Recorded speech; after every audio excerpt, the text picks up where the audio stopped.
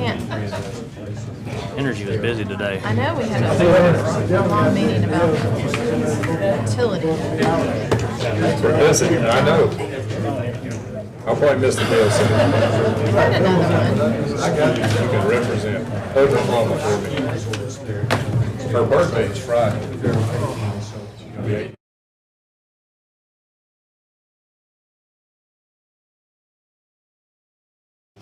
It is 6 o'clock.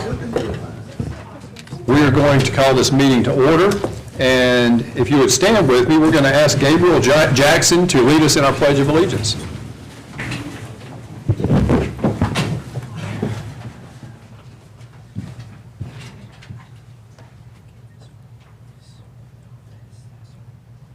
Want me to get it started? Okay. All right. Here we go. I pledge allegiance to the flag of the United States of America and to the republic for which it stands, one nation, under God, indivisible, with liberty and justice for all. Appreciate it, man. Great job. Let me give you this token of our appreciation. Thank you so much for being here with us tonight.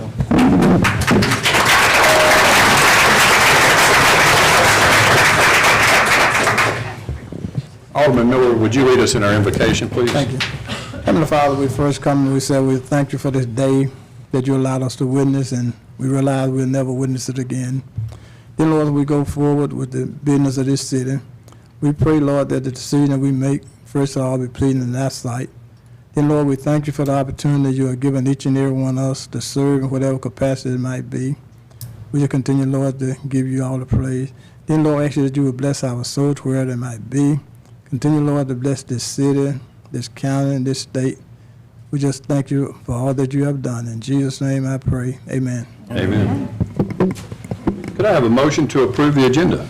Mayor, I'd like to move one item out of the consent agenda, item E, and have some discussion on it. Okay. That can be the new number 10, I guess. And then I think that'll do it. All righty. Yep.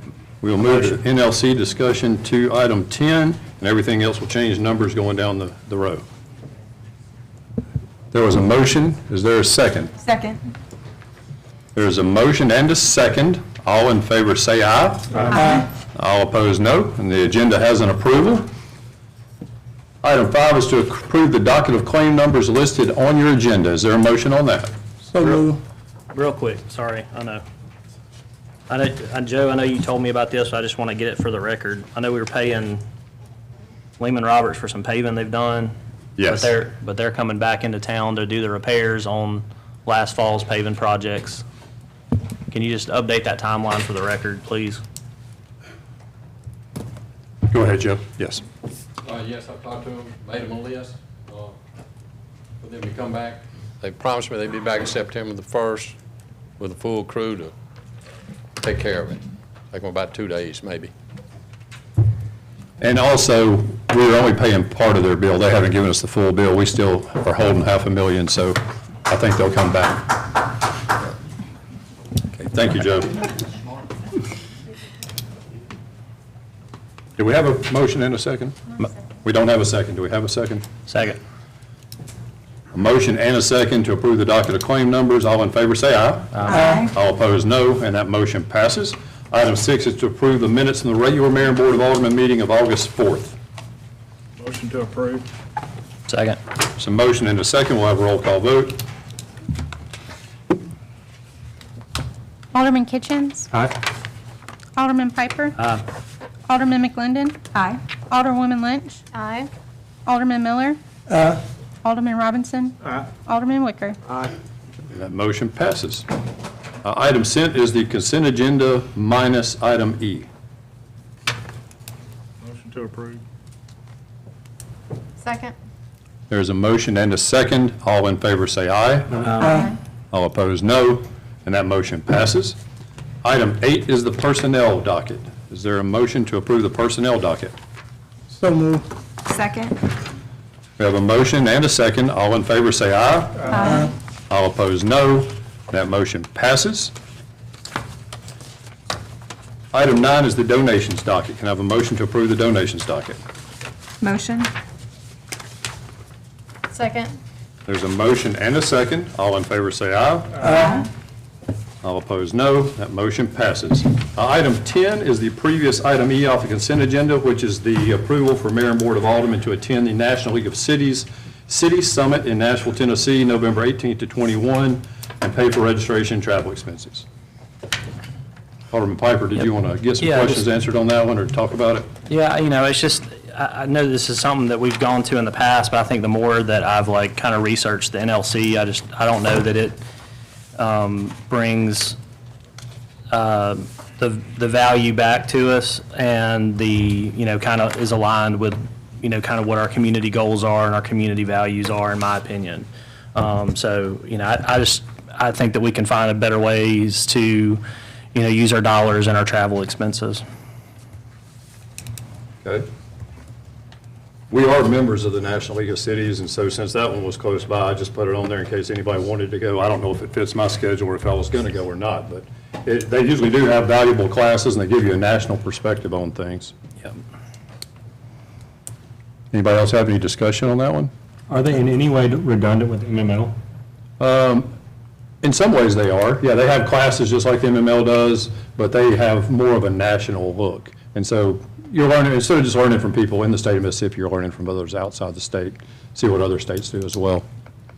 And some things, I'm not going, so, but you're gonna have a national perspective, whereas that when with MML, it's just localized with the state.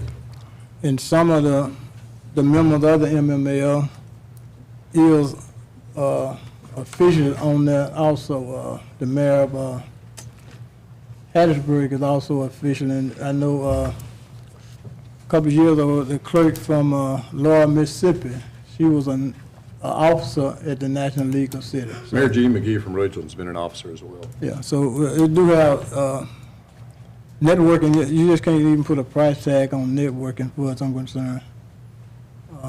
Even at MML, the networking is so valuable, along with the classes. So, and like I said, I won't be going, but it'd be real. For the expense wise, it's not a budget breaker if everyone go to that and attend. In my opinion. Any other comments? Or a motion? I make a motion that we approve. Is there a second to that motion? Second. We have a motion and a second to approve. All in favor? Let's do a roll call vote on that one. Alderman Kitchens, No. Alderman Piper, No. Alderman McClendon, No. Alderwoman Lynch, Aye. Alderman Miller, Aye. Alderman Robinson, Aye. Alderman Wicker. Aye. And that motion passes. Item 10 is to approve for me to sign the amended contract with BDO. That amended contract allows what they're about to say to us to be public record. And our attorney has looked it over, and if I could have a motion to allow me to sign that so they can present the audit. Motion. Second. There's a motion and a second. All in favor say aye. Aye. All opposed, no. That motion passes. And I have signed it. So next, item 11 is the presentation of the forensic audit from BDO. If y'all would like to come forward.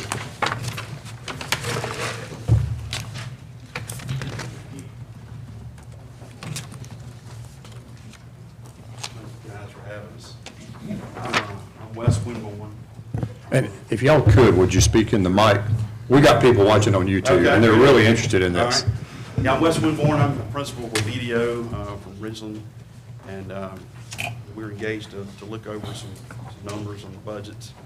And we've been working a lot with the different cities and counties, the state, just various things like that, last since COVID.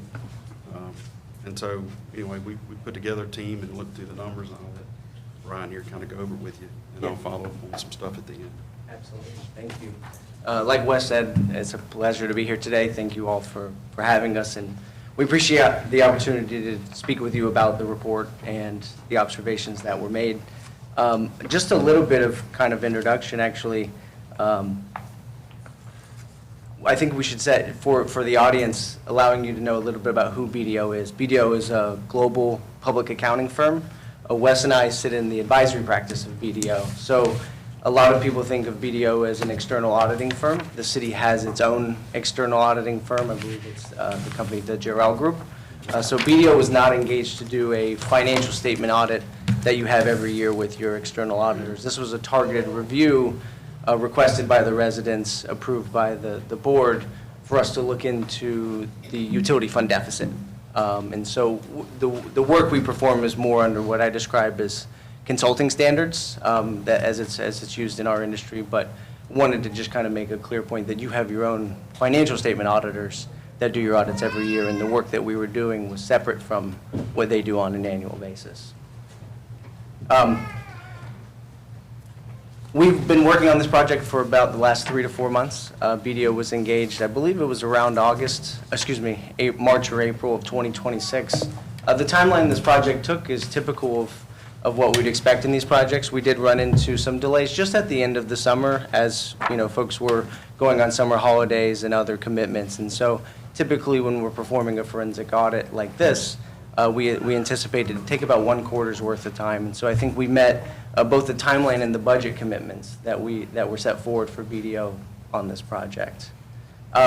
So how did we go about conducting the forensic audit? We broke the audit into 3 phases, or 3 elements, or 3 scope areas. The first was to analyze the historical, the utilities fund historical financial performance. This is looking at how the fund was performing from fiscal year 2020 through fiscal year 2026. Now, there were some limitations that we had with 2025 and 2026 data.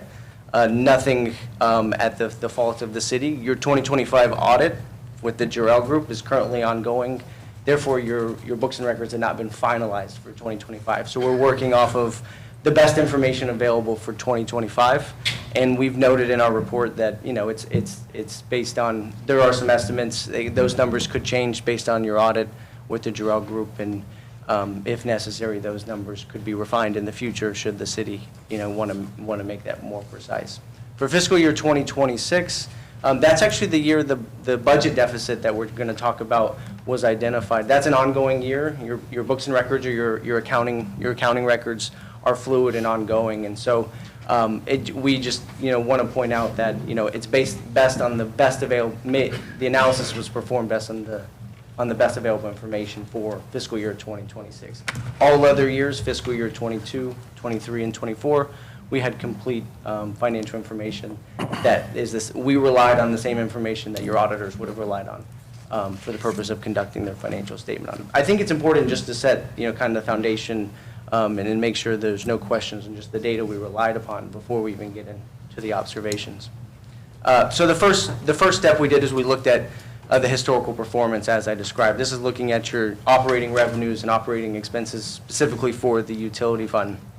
The next thing we did is we looked at your budgeting processes, and then we performed a comparison of your historical budgets to how you actually performed in each of those years under the scope period from 2022 to 2026.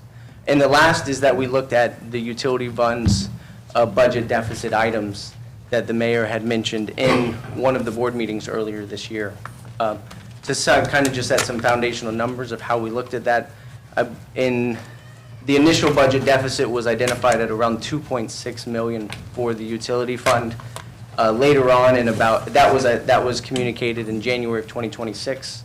In February of 2026, the mayor had revised that number down to 1.9 million as the budget deficit based on some work that they had done.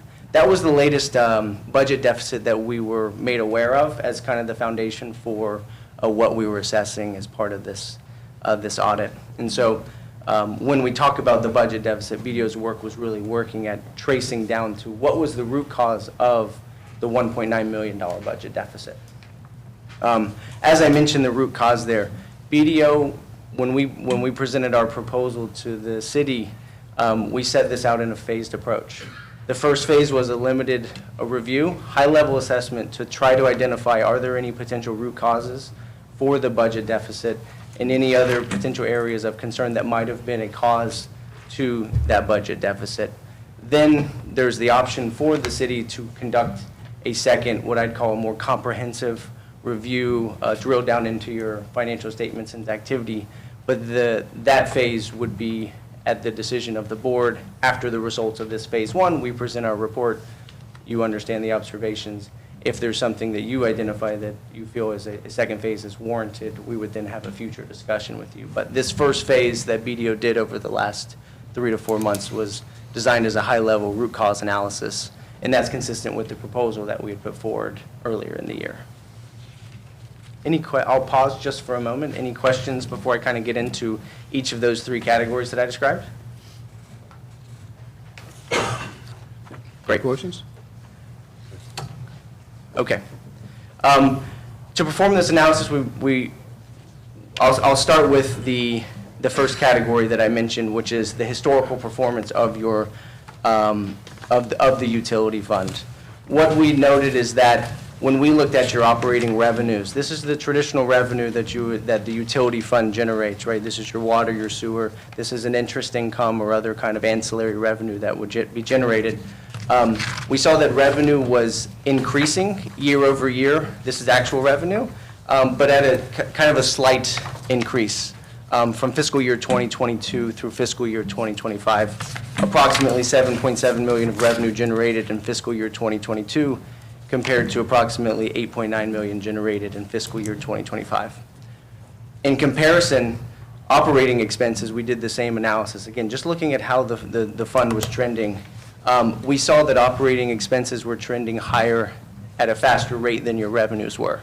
Naturally, that's going to start to lead to a budget deficit. So what we saw that is from approximately fiscal year 2022 to 2025, those operating expenses went from 7.4 to an estimate in 2025 of 11 million. Again, just want to be mindful, 2025 is estimated numbers based on what we had available. So what we were able to see is just comparing those 2 numbers, your expenses were outpacing your revenues, causing essentially an operating deficit. And so in fiscal year 2022, you had essentially a positive income, but that trend changed in fiscal year 2023, 2024, and then continued into 2025 and onward. This is all summarized. I believe you have a copy of the report. This is in table 1 of the report that I was referring to. I have a quick question there. Absolutely. So how are, with any kind of federal funding that we got, like one-time federal funding, like ARPA funds or anything like that, that we would have received prior to 2022, like that is going to be an expense that came out later, but the revenue was realized in a different period of time. Is that something that, how does that get reconciled, I guess? You want to, I think the ARPA money's kept up in a different fund. We didn't get into that. We got into utility. Okay. So- That's correct. It is a totally different Yeah, fund. so we'll talk in a minute about the NRCS. Okay, thanks. That may be- Yep, thanks. Excellent. So on that same comparison, moving into table 2, we looked in a little bit further to the operating expenses. Why were they increasing, more than what you were increasing in revenue? There's one specific account, contractual service and supplies, that your auditors had also noted in their, the Jarrell Group had noted in their audit report as an account that was seeing substantial increases. This is the account that has your DECRUA expenses. We'll talk a little bit about DECRUA later, but I think conceptually what we've seen and heard from the city that the increase in that account aligns with some of the activity and challenges you've had with your utilities, but that account is kind of a contributing factor to the increase in your operating expenses over that time period. The next thing we did is we took that into comparison. We looked at your cash on hand. So as I mentioned, your revenues were increasing at a stable, kind of steady rate. Your expenses were increasing a little bit higher. In contrast, when we compared the cash on hand, again, this is all based on just information from your financial statements, cash on hand was trending downward. That conceptually kind of makes sense with, as you know, your revenues aren't pacing with your expenses, and so you're burning through cash a little bit quicker than maybe you historically or how you would have expected. And so I think what we're seeing is, those are kind of some of the trends that are causing the budget deficit to occur, your operating performance of the fund as it's intended. The fund is intended, as we understand, to operate as a net zero, right? And it's never going to be a perfect net zero, but I think the goal is to always have your revenues match your expenses. And based on the information that I just shared, at least from an actual operating performance, your revenues and your expenses were matching, and that was leading to that was trending in a deficit direction at least.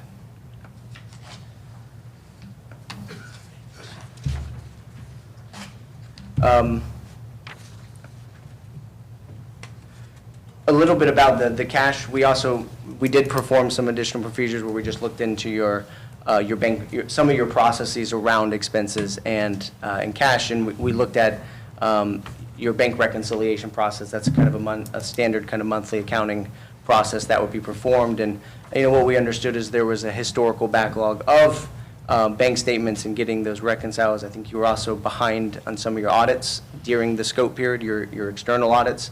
And those were all just kind of contributing factors that when you think about this in totality, you had some operational challenges. So not only do the financial numbers kind of demonstrate the challenges, but behind the scenes, when you look at the control environment, the accounting procedures, there were some challenges that the city was facing that could likely be contributing factors to kind of that trend that I've described. I will say in response to all of that, based on what we understand and from the data we've seen, while I mentioned those challenges, the city has taken steps even prior to BDO being engaged to improve that accounting and control environment. As we understand and from the information reviewed, the city has gotten caught up on its monthly bank statement process. We looked at a sample of those bank statements. And then also, the city has gotten up to date on its external audits. It was behind, I think, in maybe it was fiscal years 23 and 24, and I believe in fiscal year 2025, the city was actually able to get both of those audits done. The 2020, I might have quoted my years wrong. Fiscal year 23 and 24 were completed in 2025. Your fiscal year 2025 audit is going on right now. I know it's kind of, hopefully I'm not confusing you with the years. You guys don't run a calendar year, as you know, so it splits over the 2 years. Before I move into the second section of our 3 scope areas, are there any other questions for us as it relates to our analysis of just the historical performance of the fund? Any questions from the board? Well, I think a note to the audits being behind is that 23 and 24 were behind because like 19, 20, and 21 were behind, and right? And so we were trying to catch up those years before we could get to the current ones. Yeah. I would have to defer to the city. We didn't look at anything before fiscal year 2022, so I would have to defer to you on that one. You're correct. So the second thing we did is after we looked at the operating performance, we looked at how the budgeting process of the city and how your budget to actual performance was actually how it was performing during the same scope period that was under review. When we looked at that, essentially what we noticed is budgeted revenue and actual revenue had some variances.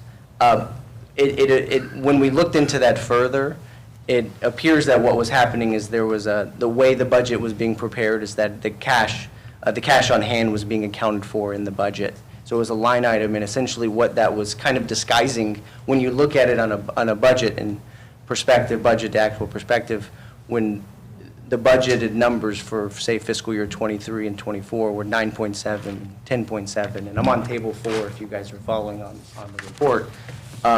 So what you can see is budgeted revenue was anticipated to be increasing from 23 to 25. It was anticipated to grow from 9.7 to 10.7 to 11.7, but that was accounting for cash on hand, and if you removed that cash on hand, that would actually show you essentially a better or more accurate picture of what the budget to actual performance would have looked like. And so I think, one of the recommendations going forward would be to, when you're in the budgeting preparation process, is to essentially separate out that cash on hand line item, because that's not what you're projecting for your operating revenue.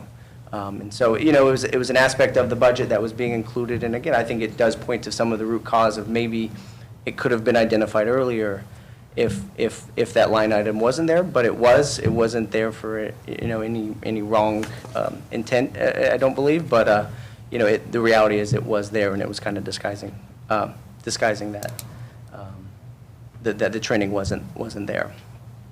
The next thing we then looked at was we did the same comparison. We looked at your budgeted expenses to actual expenses. That's table 5 of the report. You can see in this table, those are much closer aligned. And so what we were seeing is that essentially in the budgeting process, you were missing kind of the trending on the revenue side, but you were much more accurate in the projections on the expenses side, which, you can see that in fiscal year 23, 24, and 2025, the variance, the delta between the budget and the actual were much smaller variances than the others.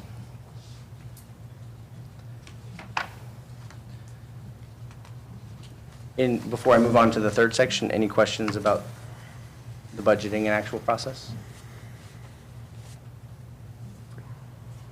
The last is that, as we understood when we were, brought on to engage to do this project, the mayor, in his comments, I believe it was in February, had identified 3 key areas that were driving some of the budget differences.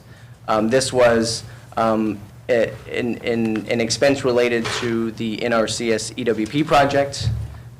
This was, the second one was accounting for certain contractual clauses for your waste connections, and the third one related to your DECRUA, or your DeSoto County Regional Authority expenses. And so what we did is we took those 3 categories that were identified in the public comments and reviewed those in more detail to understand if those were contributing factors to the budget deficit.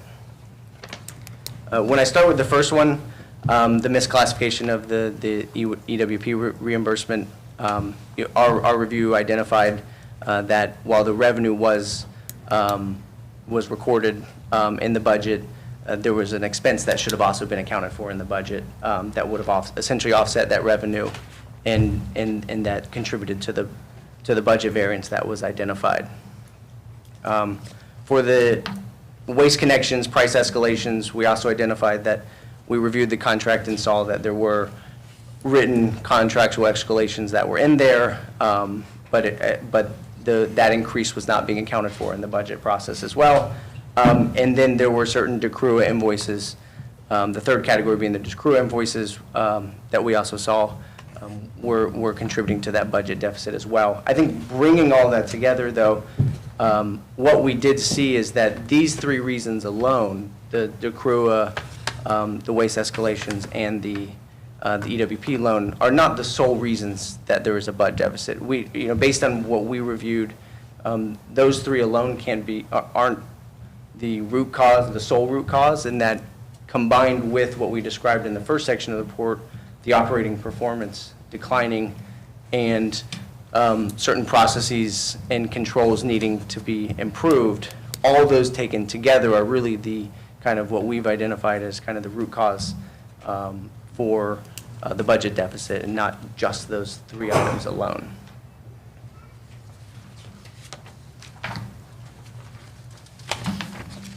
Additionally, when we talk about some of the root causes, the other thing we did is, we got an understanding of the staffing environment at the city and your financial system, and we understand that the staffing and the personnel kind of responsible for some of the accounting positions, the accounting and finance functions for the utility fund. There was a lot of turnover in those positions, and there's shared knowledge that's lost over time period. I think specifically in accounting and bookkeeping roles, there were a number of changes between fiscal year 2022 to 2025. So we also understand you've had an ERP, a financial ERP system in place for some time, and as turnover is high, you're naturally going to lose kind of knowledge on how processes are done, and controls could potentially fall through the cracks. And I think those, again, brought in with the financial performance, the three areas we looked into,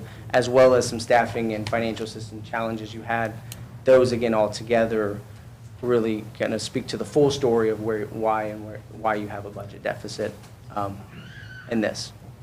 On the staffing specifically, part of our review, we did speak to the new Director of Public Works, I believe is the title. So we do know that in response to all of this, even before BDO was engaged, the city has made efforts to increase rates. So hopefully that would be designed to cover some of the revenue shortfalls that I think you were seeing. And then you also have a new Director of Public Works who has already put in work to try to establish new policies, procedures, and controls for the utility department. So while we did identify some root causes, I do want to give credit to the city that some, even before BDO was brought in, some measures have been taken in place to try to mitigate that and improve the budget deficit going forward. The last piece, I won't go through them here. We set out some recommendations for the city to consider that could improve your budgeting and budget management processes, your financial controls, your vendor kind of contract management, and then governance and oversight for the accounting functions. Thank y'all for your hard work. Board members, y'all have any questions? Y'all heard a lot. I have one question. Did you, in your report, did you identify any fraud, embezzlement, theft of any type? The way our work was designed was, it was a high-level assessment to get at root cause. To do any of those types of reviews or analysis, you really would have to do a detailed review of cash disbursements, and the way the scope of that first phase was set, and the scope that the budget and scope that was established. It really wasn't, it wasn't what the audit was designed to accomplish. What other questions does the board have? Okay. What are, you talked a lot about internal controls that we could implement. What are some things that you would suggest that we implement to keep something like this from happening in the future?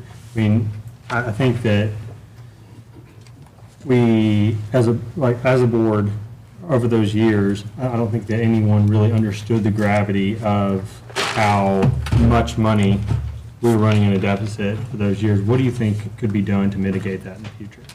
Yeah. I mean, definitely a month-end close process, that has specific cutoff dates, starting with the 5th of the following month. And you close the books hard by the 15th to produce a financial statement this timely. The system that you guys have is an old system.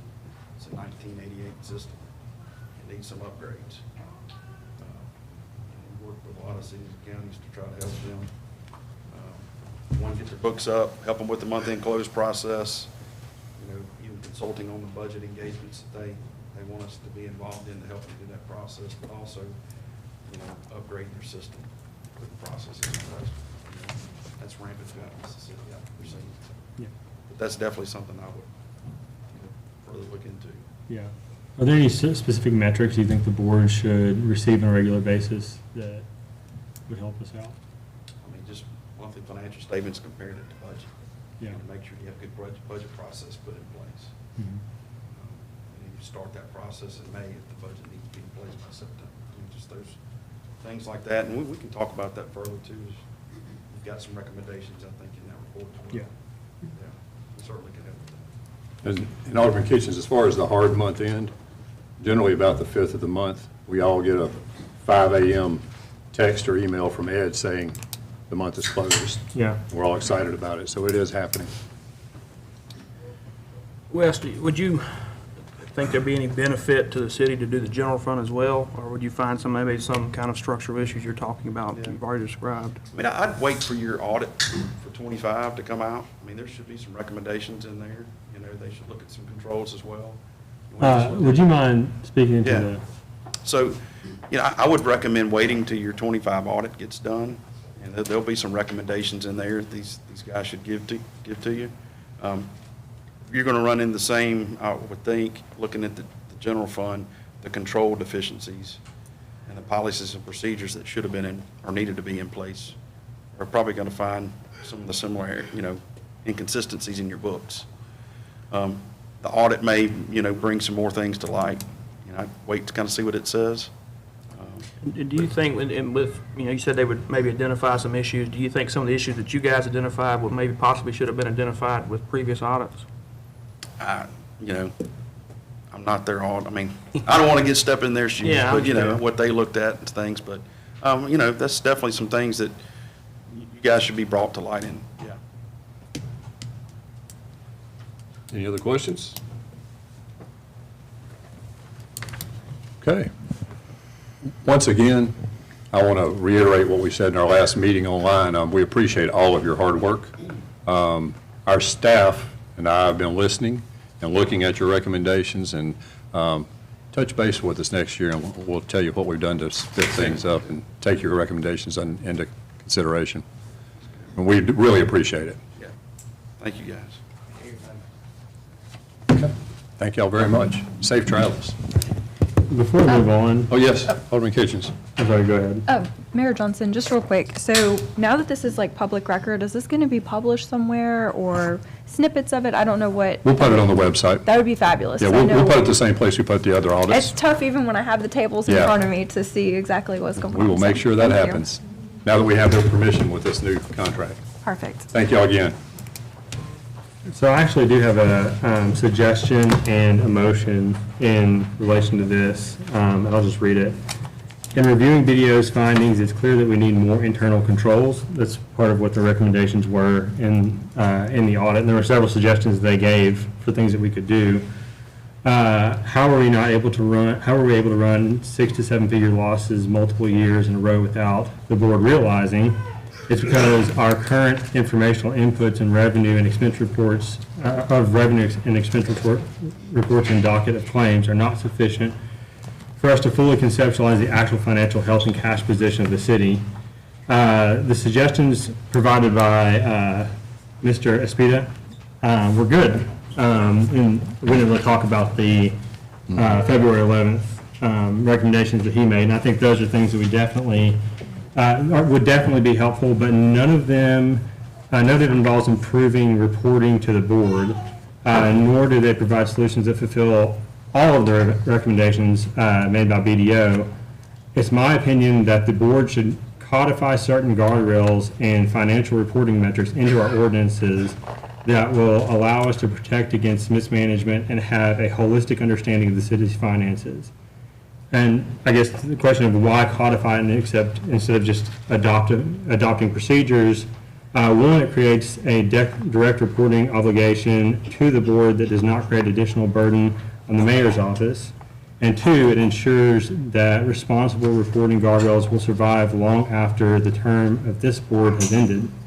In pursuit of this, and because this touches both the finances and the creation of new ordinances, I propose and motion for the creation of a committee called the Municipal Accountability and Efficiency Committee. I move that this committee, if they would agree to it, include Natalie Lynch as a member of the Finance Committee, myself as a member of the Ordinance Committee, and Alderman Wicker as a member of both, as well as the Mayor and Finance Director.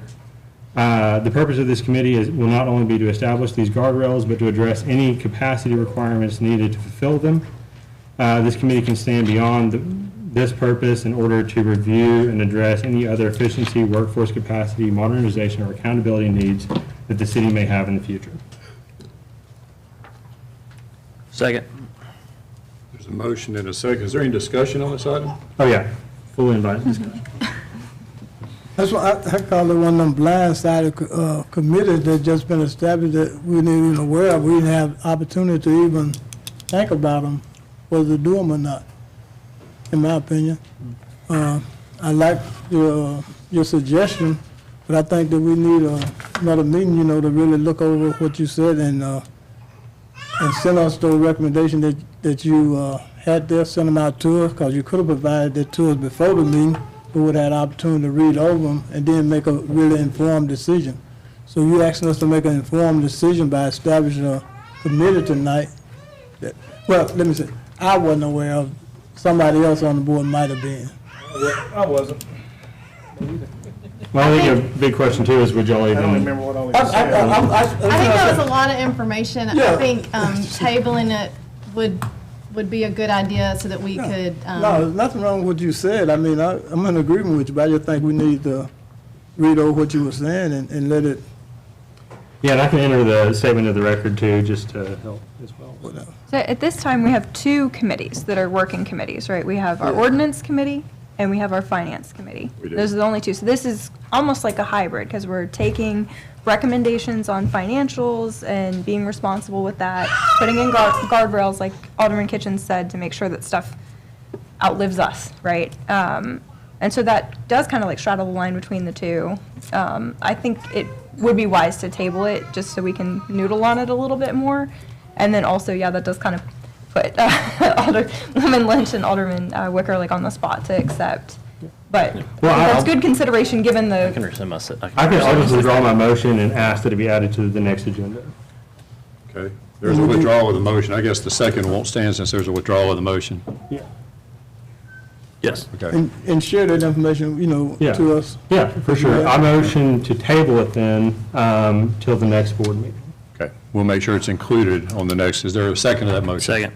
We have a motion and a second to table the item and bring it back up at the next board meeting after the board can digest it, and it will be voted on at that time. All in favor, say aye. Aye. All opposed, no. That motion passed. Thank you all. Thank you, Alderman Kitchen.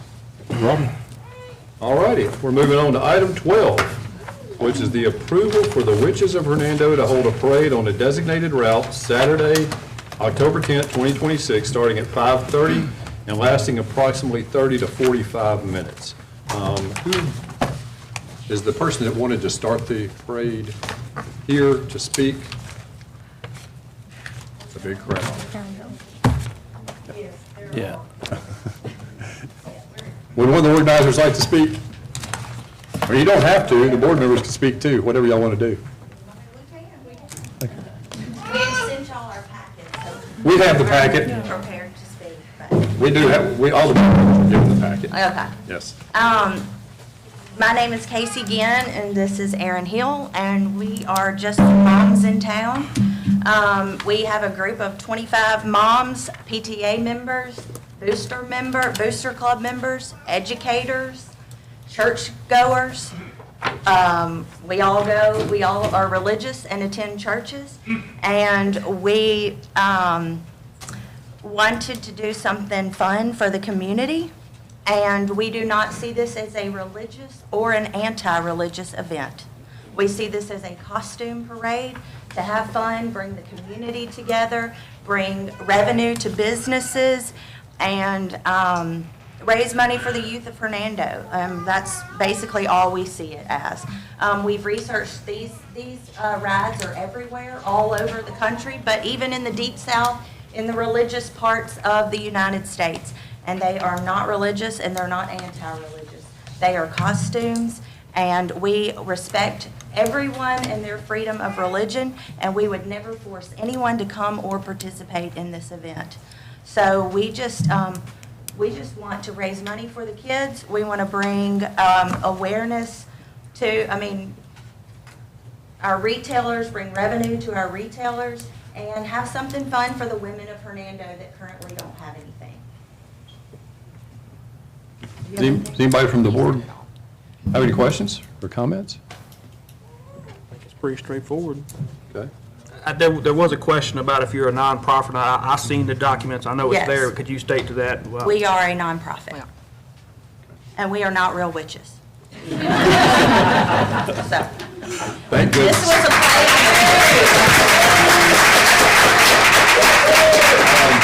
Was there, I feel like with this many people, is there someone else that wanted to speak on this topic? Yes, sir, please come up.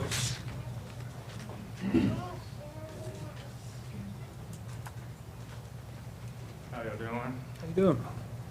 I'm doing good, thank you. My name's Cody Brown.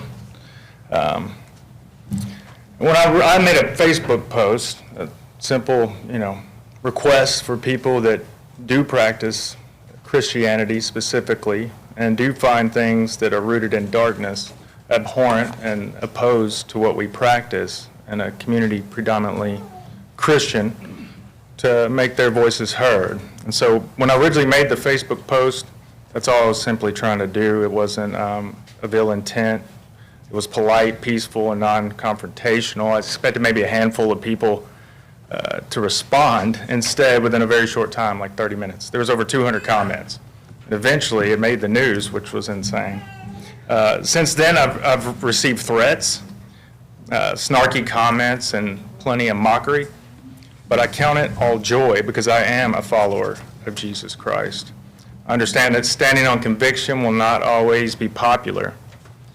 What saddens me most has been seeing some within my own congregation and those local and the broader Christian community respond with jeering and mockery as well. But something else happened after I made that post that most aren't aware of, but I began to receive private messages from complete strangers throughout DeSoto County. Some shared personal experiences with the occult, satanic practices, things that witches are rooted in. Others told me the discussion moved them to pray. I've also been told that people felt led to pray today over City Hall and gather in communion because of the discussion and what it stirred up in them. Those messages reminded me that while the loudest voices may be mocking this concern, others are quietly asking whether Christians have become complacent and comfortable dismissing certain things as harmless simply because our culture have made it familiar and popular and cute. The Bible tells us in 1 Thessalonians that we shouldn't even, practice as things the appearance of evil. Hold fast to that which is good. Abstain from all appearance of evil. And that's what witches, rooted in evil and occult practices. Also to have no fellowship with the unfruitful works of darkness, but rather to expose them. So I think perhaps the reaction itself revealed why the conversation needed to happen in the first place. So tonight I want to make something very clear. I am not accusing the organizers of practicing witchcraft or conducting occult rituals or intending to perform black magic in the streets of Hernando. This is not my argument. My concern is much more straightforward. Why should an event presented to our community as charitable and wholesome and family-friendly deliberately center itself around witches and covens and cauldrons and crystal balls and other imagery associated with practices that the Christian faith has historically and biblically rejected? And when I use the word witchcraft, I'm not using it as a vague insult or simply referring to costumes and fictional characters. In biblical terms, witchcraft refers broadly to practices such as sorcery, divination, consulting spirits, mediums, and seeking supernatural knowledge or power through means outside of God. Scripture consistently treats those practices as spiritually incompatible with faithfulness to Him. So it's inadvertently made religious. That distinction matters. The biblical objection is not a pointed hat or broomstick. It is a spiritual practice and the words and symbols that they historically represent. I don't question that the organizers may sincerely want to do something good. I don't question that money may be raised for a worthwhile cause. But a good cause does not automatically make everything used to promote that cause good. There are countless ways to raise money and celebrate fall and Halloween, community and children charity, local businesses, without deliberately centering it around practices and symbols antithetical to the gospel. We continually hear it's just pretend, it's just costumes, it's just fun.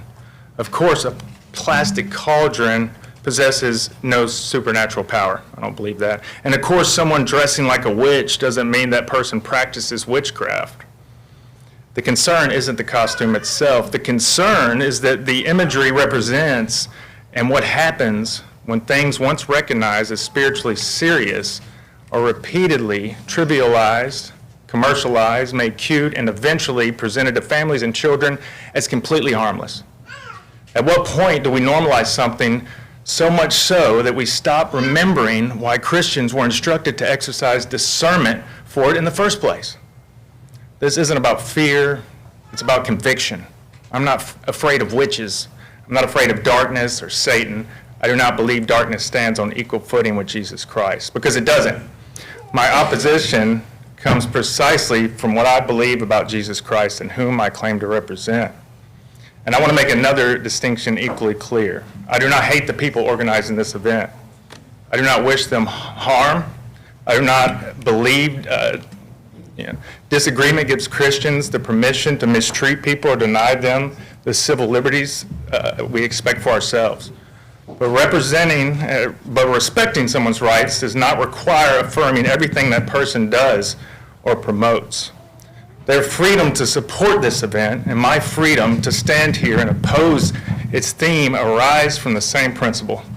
Tolerance does not require endorsement, and religious liberty does not require silence. So I believe the simplest question may also be the most important one. If charity is the purpose, why is witchcraft the theme? Why witches? Why covens? Why cauldrons? Why crystal balls? Why deliberately choose terminology and imagery associated with practices that many people in this community sincerely believe are contrary to God? Why not a harvest parade, an autumn fundraiser, a community costume event, or a fall festival? There are endless possibilities. If charity and community involvement are truly the purpose, changing the spiritually divisive theme should not destroy the purpose of the event. And that brings me to what I'm actually asking of the board tonight. I'm not asking you to establish Christianity as the official religion of Hernando. I'm not asking anyone to surrender their constitutional rights because his or her beliefs differ from mine. My request is simple. Wherever this board has lawful discretion concerning city sponsorship, promotion, resources, branding, or official association with this event, I respectfully ask you to reconsider whether the city should lend that support to a theme that many residents sincerely believe celebrate imagery contrary to their faith. And the law ultimately requires the city to permit this, if the law ultimately decides the city to permit this event on equal terms with other lawful events, then we respect that legal reality while retaining every right to peacefully oppose, abstain from, and speak against it. This is not about fear. It's not about hatred. It's not about attacking people. It's about discernment. And ultimately, this should not be a conversation about how powerful darkness is. It should be about whom Christians claim Jesus is. Jesus Christ represents life, truth, redemption, not death. If we profess him, then I believe our homes and families, our churches, and our communities should reflect the light he represents. I cannot reconcile professing that witchcraft and divination and sorcery are things God condemns, while simultaneously saying its imagery becomes spiritually meaningless simply because we attach costumes, candy, charity, and family entertainment to it. So I respectfully ask this board, and I ask the Christians within this community to consider one final question. If we can accomplish every good purpose of this event without celebrating imagery associated with things our faith tells us to reject, why wouldn't we? I'm not asking anyone to fear darkness. I'm asking us to recognize it, exercise discernment, and remember whom we represent. Thank you. Thank you, Mr. Brown.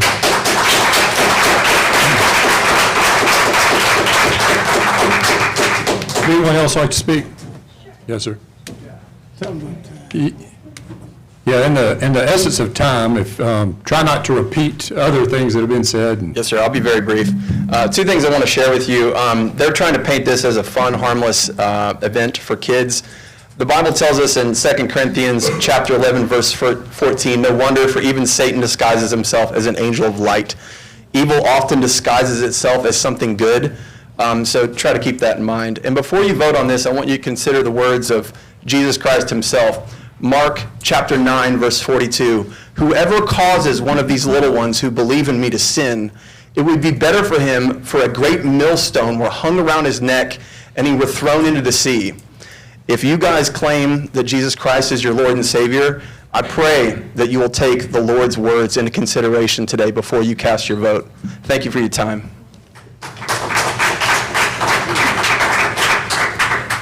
Good evening. My name's Hildy Hoops.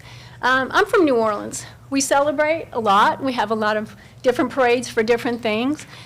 We have Italian parades, we have Irish parades. If you don't want to go to a parade, you don't have to go. It's okay to just have fun. Thank you.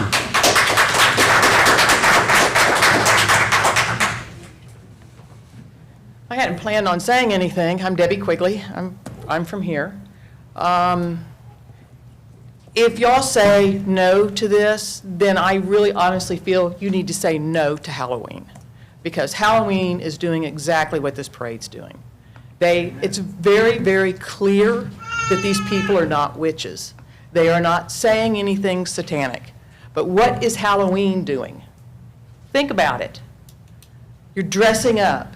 You're encouraging kids to do all kinds of wicked things.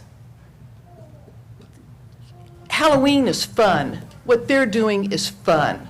Let's not get obsessed about this. It's silliness.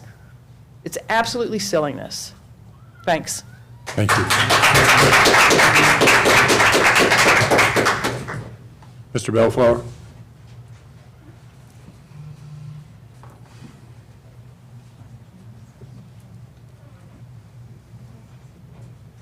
My name's Dale Bellflower. I live here in Hernando.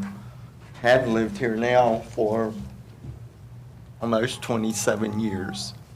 That's irrelevant. I'm an American citizen, and I'm a Christian.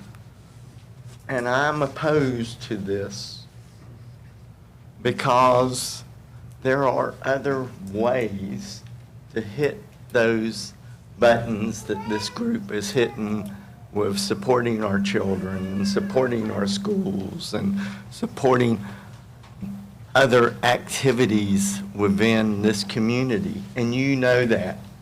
There are organizations that already exist that contribute to school projects.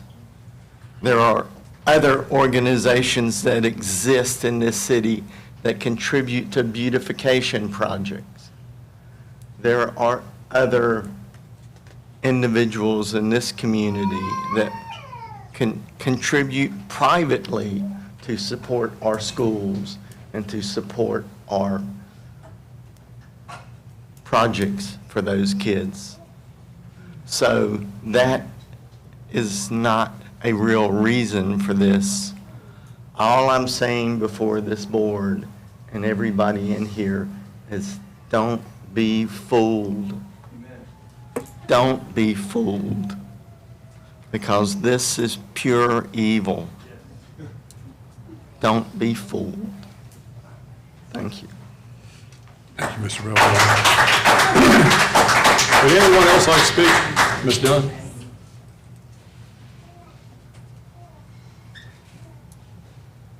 My name is Michelle Dunn, and I live in Hernando, and I am for this. I'm for this because the ones that organize it, they're the ones that do it. They're the ones that are at the concession stands. They're the ones that are raising money for our kids. They're the ones that actively take a part. They did something fun. When I heard about this, I thought, that sounds fun. I'm going to go support the businesses. I'm going to decorate my golf cart, and I'm going to have a good time and give some money to these kids. These girls are the ones that are there for our community. I vote yes, and I hope you do too.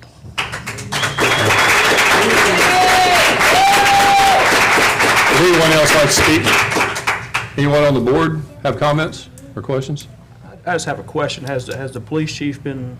The police chief has been notified of the route. He's comfortable with it? Yeah. Chief, would you like to speak to, are you comfortable with their route? I know you've reviewed it. Okay. We don't think it'd be overly burdensome or anything like that? It's not going to be overly burdensome to have that route blocked off? My understanding is the route that they've chosen would last about 30 minutes. If the board approves it, we're going to work it. I mean, so that's 30 minutes in a day is not long, but if y'all approve it, we're going to work it. Let's do it. Any other questions from the board? Well, I appreciate the folks that came out and spoke on both sides of it, because it's not, I think, they say that people's biggest fear is public speaking. So, I mean, for y'all to show up and speak in front of a large group is not, comfortable for a lot of people. So I appreciate the fact that y'all, like you said, exercise your constitutional right to show up and state your opinion, for sure. And we're not always going to all agree as a community on anything that we decide on at these meetings. So there's always going to be, people on either side of issues that are going to be unhappy one way or another. But I appreciate all y'all showing up this evening to speak on this. Any other comments? I would echo what Alderman Piper said. It's really difficult to get up in front of people and talk. So I appreciate all y'all doing that and finding time in your day to come out here. It's often a very empty room here. One thing I did want to point out, folks that were in opposition to this tended to reference religion, unless I missed someone referencing other stuff. But we have like religious parades, like Christian Christmas parades that we've approved as a board. So I just wanted to make sure we were aware of that, we're on that side too, so, yeah. Any other questions or comments or a motion? I just wonder, for the people that are against it, is it primarily about the name witches? Okay. It's about everything behind it. Okay. People disguise it itself as something good. So it's a general anti-Halloween sentiment, right? It's trying to morally bankrupt the kids of this community. So,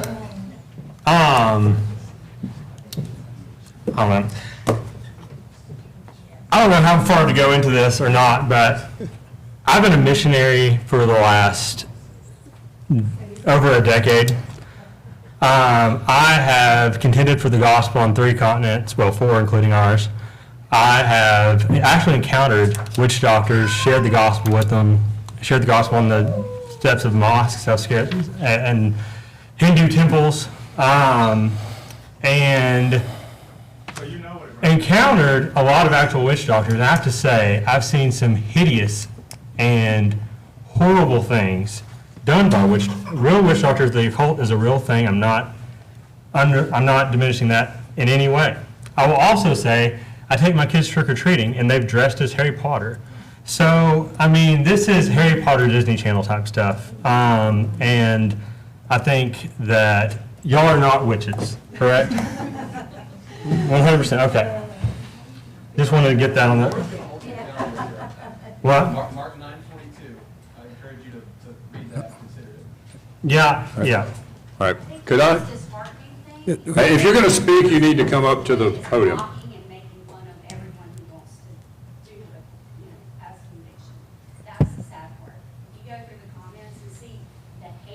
Yeah. I have people in that, absolutely, and again, if you're, right. If you're gonna make, first of all, if you're gonna make a comment, you gotta come to the mic. But I get what you're saying, no one should, there are people. Please keep your comments down unless you want to come to the mic, please, just so we can have decorum in the meeting. There are people that genuinely, and people in my church, that genuinely hold those convictions. And I respect it. Like, that's fine. There are people that don't want to do Halloween at all. That's fine. That has not been a conviction in my house. And, I do respect that, but, that's just my opinion on it. I don't think that having seen the actual occult very up and close, probably more closely than anyone in this room, I can tell you there's a pretty large distinction between them. I've seen children dismembered at the hands of witch doctors in Uganda. So it's not the same thing. So I just take offense at the. Yeah. Okay, is there a motion from this board?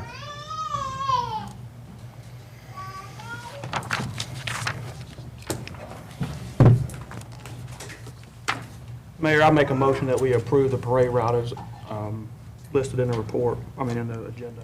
Second. There is a motion and there's a second. We'll have a roll call vote. Alderman Piper? Alderman McClendon? Aye. Alderwoman Lynch? Aye.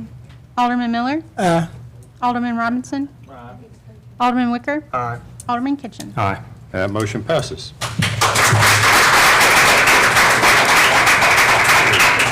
I want to say there's a lot of passion here, and that shows that people care about our community. That's a great thing. Even though Absolutely. I know some people disagree how we did. People care about our community. There's some communities in this state that people don't care about. We do have a lot of great citizens with differing opinions, that's for sure. I wanted to add one more comment on that. So there was a really good idea I heard from someone that was in opposition to do a fall harvest, autumn, something parade.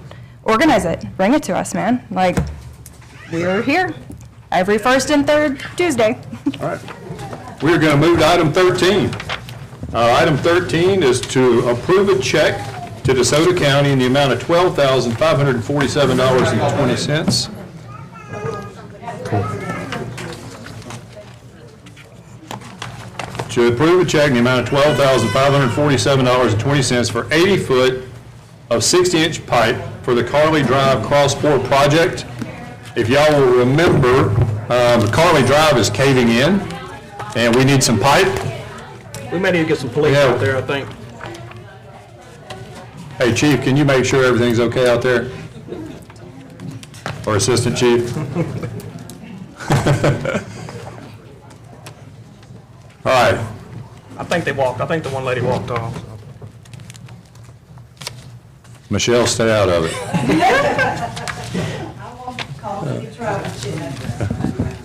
All right, we're going to get back to business, y'all, and this is a good piece of business. We have a street that's caving in, and it needs some 60-inch pipe, and Joe Lauderdale, our city engineer, priced it, and then he came up with the idea of, hey, DeSoto County has some of that pipe, and we need it quickly, and DeSoto County buys it in bulk and got it at a much better price than we could have gotten it at. So the road department manager sent me this price for it, and we'll just need to issue them a check, and then we can pick up the pipe. And under Joe Lauderdale's management, the Public Works Department's going to install it themselves. Motion to approve. Second.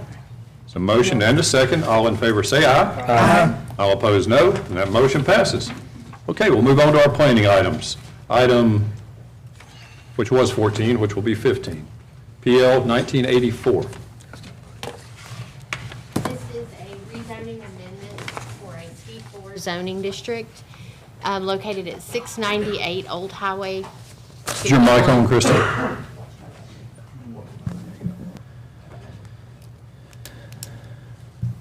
Thank you. This is a C4 rezoning amendment for property located at 698 Old Highway 51. It is on the east side of Old Highway 51 and south of Motor Scooter Lane. This property was originally rezoned to C4, which is planned commercial, in 1998. The original staff report and permitted use list is in your packet. The applicant is now requesting to add a cannabis dispensary to the original allowed use list for this parcel. As with any rezoning request, there are 4 criteria that are asked to be met. I'll read those, and the applicant's responses are in your staff report. The first one is how the proposed amendment would conform to the general development plan, why the existing zoning district classification of the property in question is inappropriate or improper, that major economic, physical, or social changes, if any, have occurred in the vicinity of the property in question that were not anticipated by the general development plan and have substantially altered the basic character of the area, which make the proposed amendment to the zoning district map appropriate. The applicant responses, as I said, are there in your packet. This application was heard by the Planning Commission last week on the 11th, and it was denied by the Planning Commission with a 4-2 vote. There are proposed motions for the Board of Aldermen for a motion to approve, deny, or table. Mr. Blaine Britton is present to represent the application, and I'm here if you have any questions. Mr. Britton? Yes, would you like to come up and address the board? Bobby Britton, I'm at 1041 Holly Springs Road, Hernando, Mississippi. I have my team with me today. I am one of the owners of Dab's Cannabis Dispensaries. We We currently have one already operating in Hernando. So my team with me today is going to be Dudley Lampton. He is my counsel. I also have Doug Thornton. He is part of the design team, contingent on getting approved. He's also helping me with a new location in Oxford. He's a local Hernando architect. And also have the owner of the actual building here for any questions, as well as the real estate professionals with this transaction. So I'm going to invite Dudley up here, my counsel, to speak on my behalf.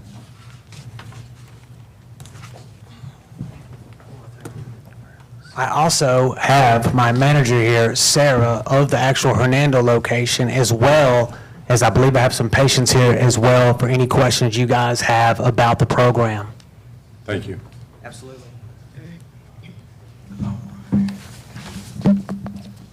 Good afternoon, everyone.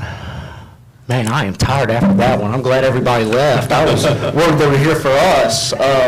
I had no idea what I was walking into. This should be a little bit better than what we had to hear, but I would like to say, Alderman Kitchens, I appreciate your insight on that. You know, when you actually see evil up close, the small things seem not to matter as much, especially when it's done in a good, I guess you could say in a good act or in good form, so. I was going to vote against it, then they started talking. Oh, goodness gracious. Anyway, back on topic. Like Bobby said, my name is Dudley Lampton. I'm actually an attorney in Hazelhurst, Mississippi. It's about 2.5, 3 hours south of here. My primary specialties is real estate transaction and cannabis law. Usually when people hear cannabis, they say, Dudley, how in the world did you get into that? And it's actually a very serendipitous story. When I was in law school, I had to write a professional thesis and give an actual presentation to the board. And my thesis was medical cannabis, the conservative development and implementation in the Mississippi program, which actually I interviewed Joe Baumgart. He was the backer of Initiative 65. And before I knew it, I was actually on the front lines. I was a certified signature gatherer, and then I was a circuit clerk coordinator, which my job was to go to all 82 counties and receive and help certify these ballot measures. I was actually the last circuit clerk coordinator to file the last signatures before they were counted at the Secretary of State. Very incredible privilege I had. And so now I'm here today. Fast forward, Initiative 65 was overwhelmingly approved and then was overturned by the Supreme Court. And now we're here today. And one of the major things that I would like to point out is I'm here today on behalf of the applicant, who is only requesting to add medical cannabis dispensary to the approved use list for the existing C4 planned commercial property located at 698 Old Highway 51. I actually have one-page handout just to give you all a better view. And my presentation is going to be real quick. It only has 4 points. My first point is, we're going to discuss in detail not only what the application requests, but what it does not request. Then we'll move on to the prior decisions made by the Planning Commission and maybe even discuss a little bit what is so unique about C4. After that, I was planning on talking about the legal procedures and then the actual article of the zoning ordinance that applies to the subject property and what criteria should be applied to that. And then after that, one of the major things I wanted to talk about to finish it was some of the planning commissioners and their major concerns, and hopefully I could mitigate those concerns and, hopefully get a approval vote today. So I guess you could say, first off, what we're requesting is just a text amendment. As you can see here, it is just a text amendment. We're not asking for it to be rezoned. In fact, I believe I guess you could say the criteria that was applied, that was for a rezoning of the property, not the actual Article 9. The rezoning of that property actually is derived from Article 18. Article 18 is still applicable, because it shows you the process. And that process is, first it goes to the Planning Commission. The Planning Commission either approves or denies it, and then it goes before y'all to where y'all have to vote on it, depending on how that Planning Commission votes. If they vote in disfavor of it, I believe it's a 2/3 vote that we have to get from the Board of Aldermen. If they approved it, I believe it may just be a simple majority vote, but in our case, it's going to be a 2/3 vote today. One of the major things, like I said, I believe that Article 9 is the actual criteria that should be applied. And oh, excuse me. Sorry, I have so much stuff here. I was actually worried about this microphone that was here for a second. Let me read you I guess you could say this is derived from Article 9, Section 2, permitted uses. This actually talks about what's so unique about C4. Usually in C1 through 3, all of these uses are already permitted. C4 is a little bit different. There's two stages. First, the application or the person that is applying actually submits the uses. And once he submits it, the board has the authority to delete one of the permitted uses, but they don't have absolute authority. In fact, it states that the Planning Commission may delete certain request uses where it has been determined that the proposed use will not be compatible with surrounding area or will be in conflict with the general development plan of the city of Hernando.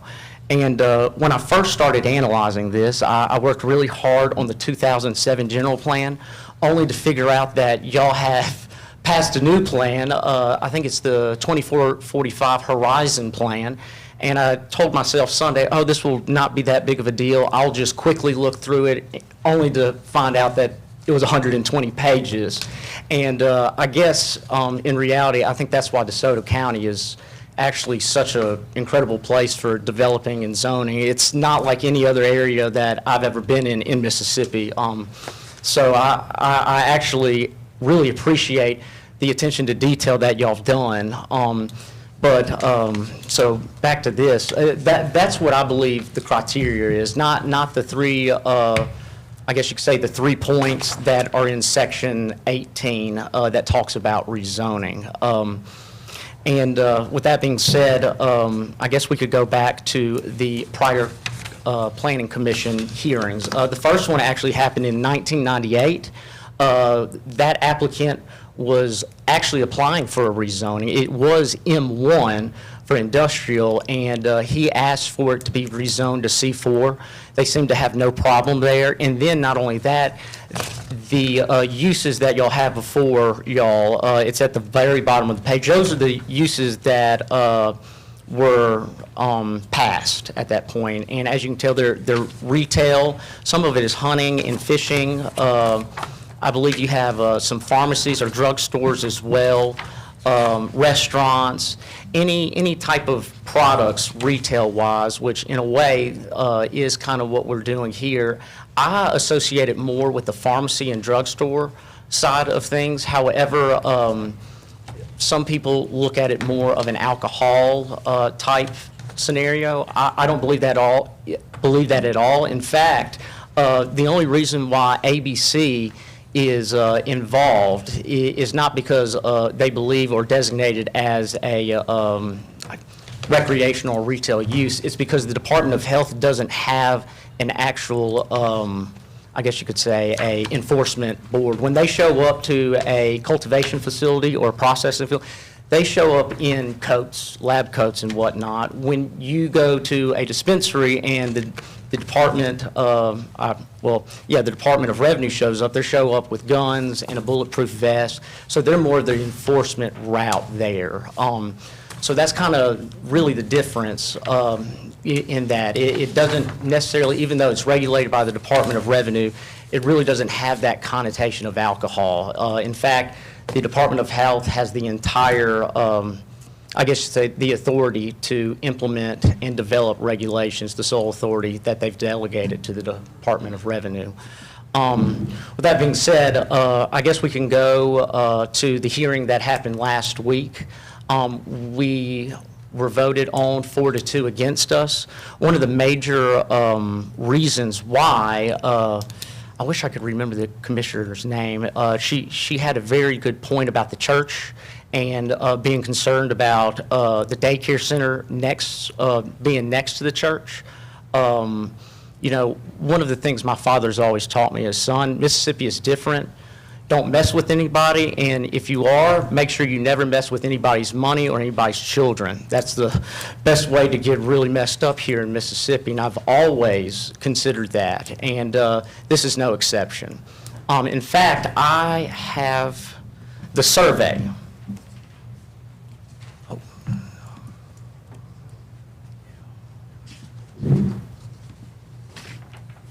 The survey right here. I think she was concerned that it was across the street, but in fact, the state regulates dispensaries not only from churches, daycare centers that have to be 1,000 feet, but they also regulate it 1,500 feet from dispensary to dispensary. If you look at that survey, there are 2 highways separating it, 2 convenience stores and a liquor store, and separating it from the dispensary. So it's out of sight, out of mind from the road. Now, you can see it from the interstate, but in reality, you're driving 70 miles an hour, you know, past it. You blink and it's gone. So I don't necessarily see. Can I stop just so people watching, we're talking about behind the post office there. That's correct. Yes, sir. Yes, sir. That's correct. And it's wedged between a road, just a simple road, and then I-55. That is correct. So if y'all had any questions, you know, comments? Does the board have any questions?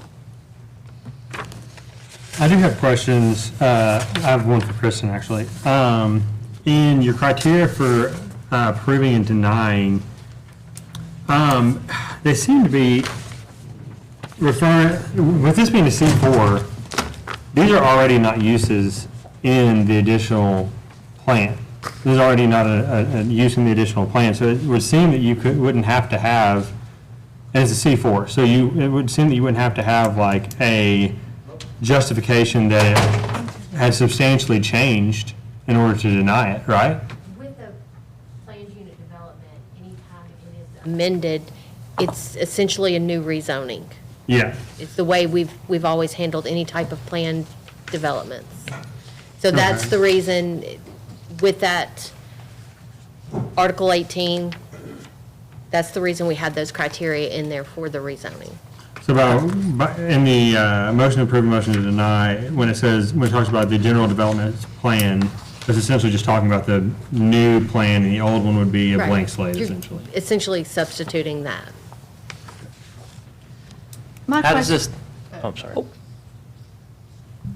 Okay, my question, okay, so Kristen, for you, I guess, normally, if this was a first-time C4, if it wasn't just a amendment to the uses, we would have like drawings of the buildings, there would be something that would show us where, because this is a pretty big piece of property, you know, where on the property the building is going to go. I know this is from, what, 98? So things were probably a little different, the processes back then.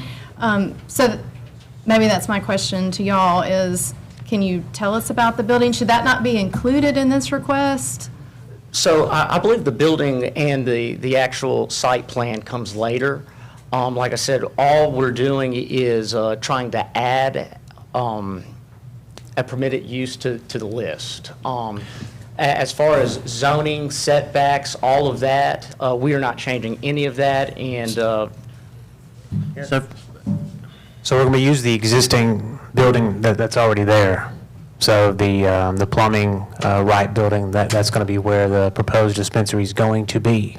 And so we know that we have a lot of land, and we're willing to actually develop that as long as the right person comes around. So we do understand that, but, you know, if I want a house and it's got a big lot, you know, I don't want to look for the little lot. I would rather have the one that, so I shouldn't be restricted on, you know, even if I have a lot more acreage, I understand that, but I'm willing to pull the trigger on it and develop it later for something that is going to be worth it to the city of Hernando.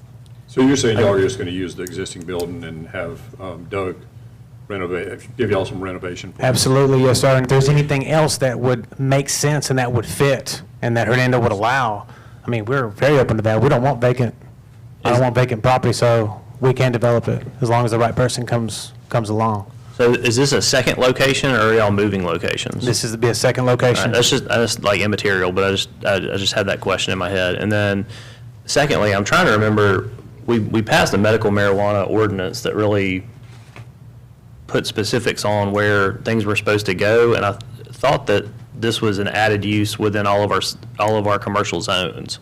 It's a conditional. It's a conditional It's just a use. condition, it's just a conditional But with use. this being a C4, they can regulate the permitted and conditional uses. Okay, got it, all right, that's where I was, But that's where I was confused, thank you for clarifying. If this is basically supposed to treat the whole situation like a blank slate, right? It's C4, but it's supposed to treat the entire plan like a blank slate. Shouldn't they come to us with things that are in keeping with the blank slate?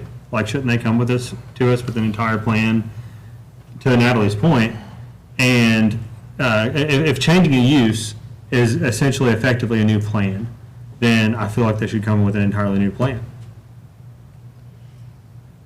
That hasn't been something that we have seen happen before. Well, it has to be one of the two, right? Either it's a new plan, we should treat it like a new plan, or we're just amending the use, in which case it can be denied for any point, any purpose. I think this is a very rare case. Like I said, and what's interesting is like I said, it's a two-part criteria. I'll read it again. The Planning Commission may delete certain requested uses where it has been determined that the proposed use will not be compatible with the surrounding area or will be in conflict with the general development plan. If you look at y'all sheet, it seems to be compatible. It's C2 all around there, so I believe it is compatible. I don't believe it's not compatible. And then as far as the general development plan, I didn't see anything that conflicts with it, and I think those are the standards with the three. If I could Oh, yeah, butt in. absolutely. Usually, with the standards you're looking at, usually when we're looking at a C4 situation, we're brought an entire plan. In that plan, this board and our planning office has been historically very particular about having very specific plans. So when you're reading that, you're reading the criteria for establishing a new C4. So I'm saying if we're going to go by that, then we should go by the historical practices and the typical practices of the board, which is to y'all to provide a full holistic plan of everything that you're going to do for the entire development. Well, I do think the other part of it is that when it was rezoned C4, I think I'm right in saying this, in 1998, that was in the county at the time, correct? It wasn't, or was it annexed back in later? It was in the city at that time? Yes. Okay. Right after. Right after, oh, yeah, okay. Well, and the reason we're so particular about it is because C4 is so malleable. And so you really, that's why we're so rigid about requiring a holistic plan if you're going to have a C4. So if you're treating this, and you seem to be, as establishing a new C4 development, then I think we should probably hold you to the same standards that we hold everyone to. what does the article say for that? I believe that's in Article 9. I do see site plan in there. I do see setbacks in there. I don't think anything that we're going to do conflicts with that. I think all we're talking about is adding a text amendment, which is a little bit different, kind of like what I was saying, than rezoning, amending the Which setbacks. I'm saying your site plan is not up to par. You have a site plan, so, but we have discretion to approve that specific plan as it's written. And what I'm saying is your site plan is not as specific as what anything we would typically approve. Historically speaking, you know, if you go back and look at the record of this board and the record of our planning department, we don't typically approve anything that's as vague as what you presented. So how usually does the process work, and why was this process not called at the very beginning where we needed to submit a site plan and go about this? I don't know how in to the work way- in planning, but I'm just saying that's typically the way the boards. Like I said, we would have done whatever y'all needed to do. And in fact, I really just believe that there may have been some confusion.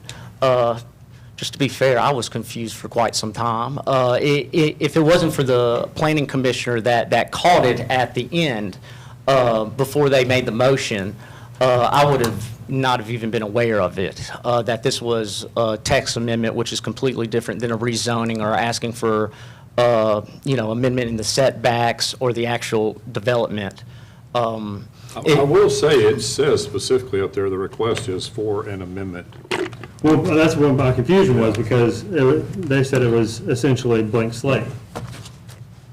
That's when I asked that question in the beginning, that's why I asked it. Is this a blank slate, or is it just essentially an amendment? If it's a blank slate, then it should be treated as a blank slate. If I it's an feel so, amendment, it should because be. this was brought up, the staff report was written by Austin before he left. Yeah. And he's the one that recommended the C4 amendment route.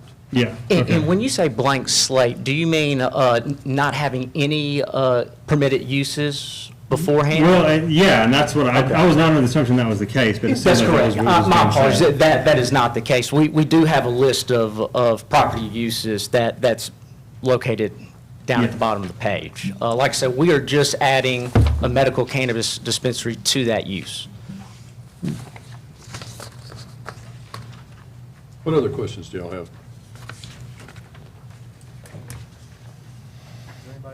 Is there anybody else here that wants to speak on the topic? Thank you, Alderman Wicker. Yeah.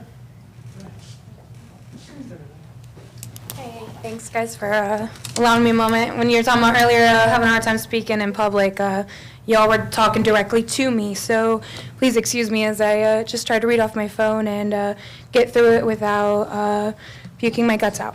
So I'm Sarah, I'm the general manager at our current Hernando location, and I know a big thing that comes around this is wondering why there's a need for a second location when we already have one on the other side of town. I think the biggest thing for that is our motto, so to say, is #for the patients, and we truly believe that. We follow that every single day. We currently have about 900 active patients in our store, and we have a 70% retention rate for our patients. And so that's a really big thing for us, is that on a daily basis, people come in and they thank us for being there. They're really glad that we're there. They're glad that we are open. There's a couple reasons for that. A, the knowledge that we give to our patients comparatively when you walk into somewhere else. A lot of other dispensaries will treat this as kind of like walking into an alcohol store. You know, they just kind of go, here's this, here's that, have a good day, enjoy your night. When they walk in with us, we sit there from the moment they walk in to the moment they're out that door. We make sure that they are educated, not just on the product that they are purchasing, but on the legalities of it. The second they walk out our door, we make sure that they know it can't be an arm's reach, it can't be an open container. We want to make sure that they are getting home safely with their medication and not being, having any issues along the way. And not just that, in this economy, finances are a really big thing for patients at the moment. Health insurance doesn't cover what we sell at our store. It is all out of pocket. And so we get complimented a lot on the price point for our patients, that they're able to walk out with the proper medication that they are looking for and not having to substitute or compromise on a medication that might not necessarily do what they're looking for. And that's really a big thing, especially when patients are having to drive 15 to 20 minutes to us. South Haven is a dry county. There is not a single dispensary in that area. And so if you're on the South Haven area and you're driving to us, you're looking easily at about a 20 to 25-minute drive. We do have patients that have chronic illnesses. A lot of our patients are cancer patients who are taking chemo. They deal with a lot of pain and nausea, and so being in a car for more than a few minutes at a time is a big issue for a lot of our patients. If they're having a flare-up, the same thing. And so having access to medication that is easily accessible for them. I have a mom who is a caregiver, and her child is under the age of 10. I mean, she is itty bitty, and they use tinctures. It's just an oil that goes in your mouth. And many of the other places tend to not carry it because it's not a popular item. I myself, I've been in the industry for 3 years, and this is probably one of the first stores that I've had ever even carry a tincture, to be honest with you, because of the variety that we try to keep in, because we know that not everybody just wants to smoke cannabis. That's the biggest takeaway from this, is that we do have a wide variety for our patients that you can't get at other places. Like I said, it's a lot easier on our patients' pockets, and it's making it worth the drive for them.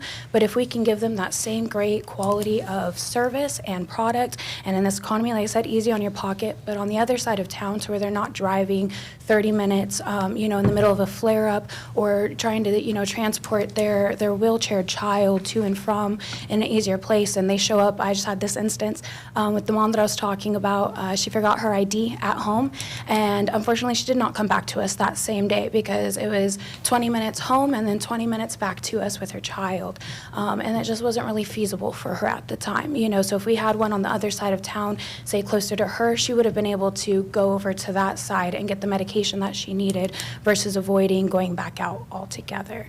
I know a big thing was the child care being so close. My beautiful 11-year-old daughter, she's in the back here with us, wants to see how all of this goes down. She's aware of what cannabis is, and I'll tell you that she learned what cannabis was a lot sooner than I got in the industry. As I said, I've been in it with 3 years. She learned what cannabis was in school, through peers, but also, we all know about like the DARE program and stuff. So they're not learning what something is by reading the word cannabis on a sign passing through on a bus 70 miles an hour. We see buses on a daily basis pass by our store currently, and it doesn't seem to cause any issues. But not only do you pass by our store, you do pass by smoke shops, you pass by alcohol stores, and they're a lot more able to, open to advertising than what the state of Mississippi allows us. We can't do any advertising. The only thing that you see on the outside of our store is an open sign, and it says Dab's Cannabis Dispensary. And those are the only things that you see on the outside of our store.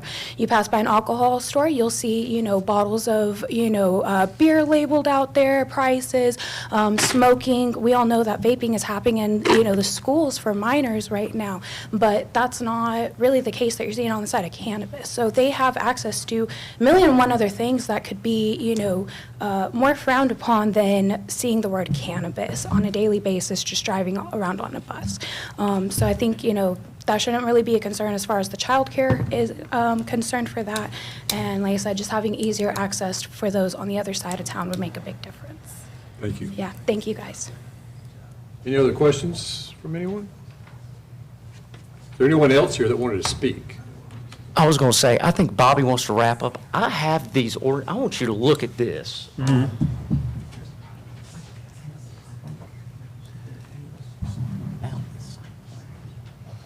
Yeah. Well, I guess the main thing about the site plan was essentially that when I first asked the question, they were asking, because the motion to deny, it essentially, they almost assume that use exists. And so the reason I was asking the original question was because it doesn't exist already. And so my question was, is this like essentially a blank slate? And if it was, then you would, my thought would be that you essentially need to come up with a whole new site plan. And that's the entire point of saying that. My understanding, if it's a motion, if it's an amendment, then it's already C4, it's already extremely malleable, so I don't think there should have to be any sort of justification one way or the other to approve or deny. I guess what I'm saying, it sounds like there may be two processes. One is for the text amendment, y'all just vote on that, and then the actual one is for the use that we have to come back with a complete plan, kind of like what you're saying with the setbacks and whatnot. But I didn't even realize that, but that was a very good catch. That was my question is, since this is just a text amendment for a permitted use, we're just voting on that, and then we have to come back with the full plan to actually show you that there are setbacks. No, essentially, that was if it was a brand new. Okay, perfect. I Yeah, appreciate if the that. board approves this, then it will just follow our building guidelines administrated by our staff. Okay, perfect. I appreciate that clarification. Go ahead. I do want to mention one thing, Dudley. We looked at the general development plan for quite some time, and one of the things that I think it said that, and correct me if I'm wrong, but the city of Hernando and Nesbit wanted surrounding business. Is that correct, Dudley? That's correct. I can bring it up. Yeah. So that is correct, and the good thing is South Haven's opted out. They don't want it. I mean, I'm the closest you can get to it. Horn Lake has city restrictions there that it doesn't even make sense. They even make them have a full armed bodyguard the whole time that they're open, which all they're doing is crippling that business, to be completely honest with you, as far as the Horn Lake city ordinances. But what I'm saying is, the surrounding areas will come south. We will be the closest to them. They're already coming to Dabs as it is, and they said they would support that location. So it's not just Hernando, it is the surrounding areas that will be coming south to get the Dabs experience. Thank you. And what Bobby is referring to is some of the shareholder comments of Nesbit. One of them basically stated, Nesbit has a great potential. It is extremely important that a 20-year plan captures money there from visitors from other communities. So that was just us trying to show and satisfy the general development plan Okay. that y'all had. All right. Does anybody have any direct questions from the board? Is there a motion? Motion to deny. Second. There is a motion and a second to deny. We'll have a roll call vote. Alderman Wicker? Aye. Alderman Kitchens? Aye. Alderman Piper? Alderman McClendon? Aye. Alderwoman Lynch? Aye. Alderman Miller? Aye. Alderman Robinson? And the motion is denied. Thank you for your time. Thank y'all. Yep, thank you. We are moving on to PL 1981, which is the final plat for J.R. Stewart subdivision.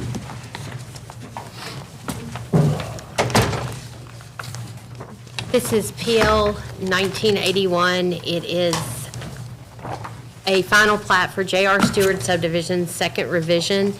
This is a request to remove a portion of the existing original lot, and it will be added to the lot to the north, which you'll hear in the next application. This property is located on the south side of Nesbit Road, east of Gwynn Road. Chance Walker is here to represent the application. If the board has any questions, I'm here to answer.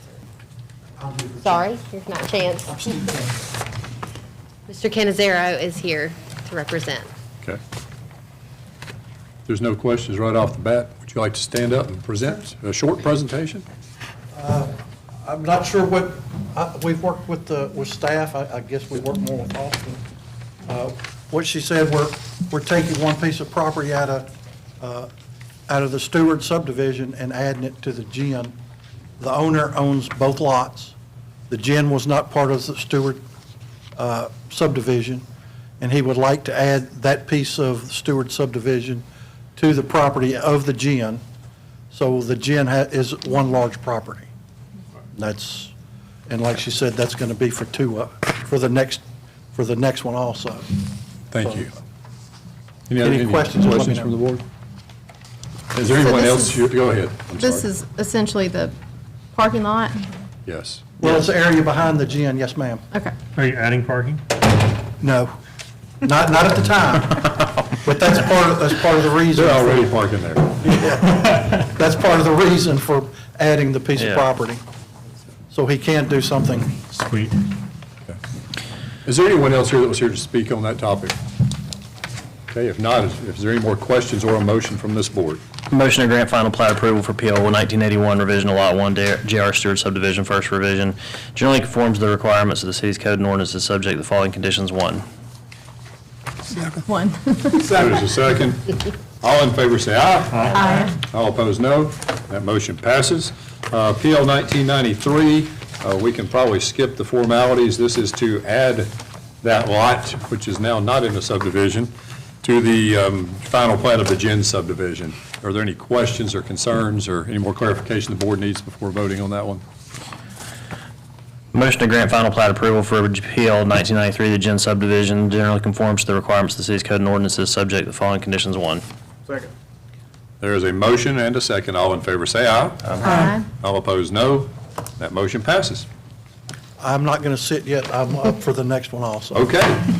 PL 1983, final plat for Lot 4, Hernando Industrial Park Phase 1. Do you want to read over that one, Kristen, like we normally do?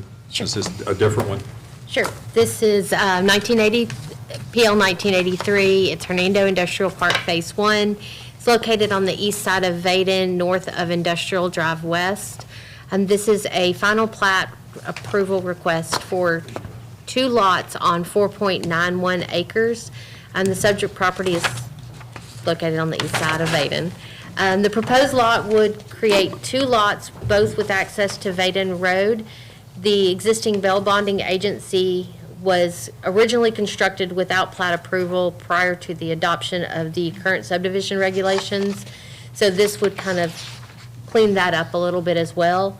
The plat is in your staff report, the proposed plat's in the staff report, along with all of the subdivision criteria. And then there is an aerial photo that shows the lot itself as it currently stands. Mr. Canizero is here to represent that application as well. Any questions from the board? If not, is there a motion? Motion to grant final plat approval for Lot 4 in Hernando Industrial Park Phase 1, 2 lots on 4.91 acres located on the east side of Aden Road, north of Industrial Drive West, based upon finding that the submitted final plat generally conforms to the requirements of the city's code and ordinances, subject to the following conditions 1 through 10. Second. There's a motion and a second. All in favor, say aye. Aye. All opposed, no. That motion passes. Thank you. Thank you. Thank you for your time. Item 18, or 19, is PL 1987, final plat, Hawkins 2-lot revision, request for final plat approval of 2 lots on .66 acres. Subject property is located on the north side of Southern Street, west of Jen Street. Keith Hawkins is the owner. This is for 2 lots. Mr. Hawkins is just requesting to basically revise the lot line to increase the size of one lot and decrease the size of the neighboring lot. Both are owned by him, and he is here to represent the application. Y'all have any questions? You can speak if you want to, but if there's no questions. Okay. Is there a motion? Motion to grant final plat approval for the Hawkins 2-lot revision upon finding that the submitted plat generally conforms to the requirements of the city's code and ordinances, subject to the following conditions. 1. Second. There's a motion and a second. All in favor, say aye. Aye. All opposed, no. And that motion passes. All righty. Item 20 is change order number 4, requesting board approval of the $45,828 for the cost associated with the design changes and construction needs required for the installation of the revised 10 3/4 diameter backstop netting poles, 16 of them total, and for the installation of 16 36-inch diameter footings for the 8 shade structures to be paid out of the bond money. Are you going to present, Jared?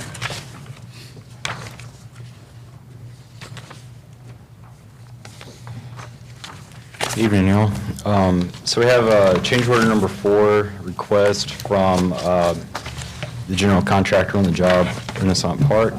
So change order number 4 specifically, like the mayor mentioned, addresses the netting poles, which was a design revision because of it needed larger poles due to the wind on site there, fewer poles and larger diameter. Then the shade structure footing foundation work too. Wanted to mention, so we do have allowances for both Phase 1 and Phase 2.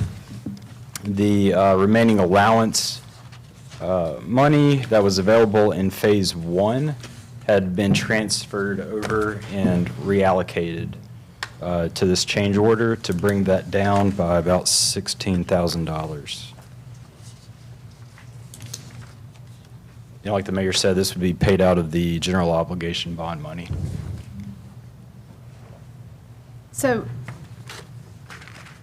there was a change order somewhat recently that had something to do with, is this the? Dugout, those are the dugout covers, $10,000 So that was another shade structure type thing?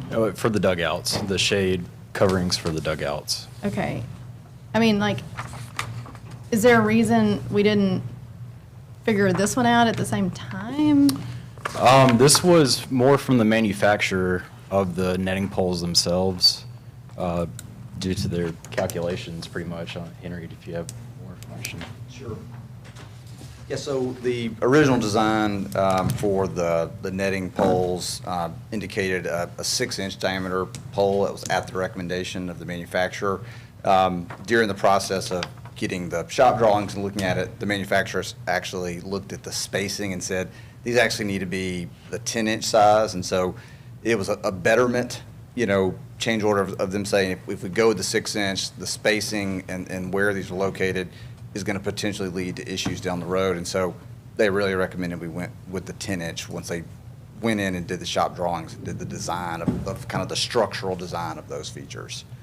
And it's a similar situation with the shade structures where, we work with, our design team and different manufacturers to look at what would be a shade structure that would work well in this space, but we can't, spec a certain type of shade structure because it has to be kind of a, apples to apples, anyone can bid on that shade structure.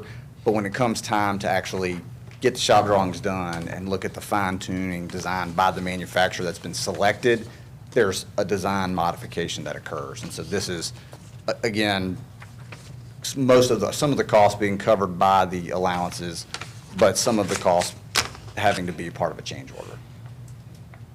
I mentioned too, it's not just larger poles, it's the foundations for the poles too.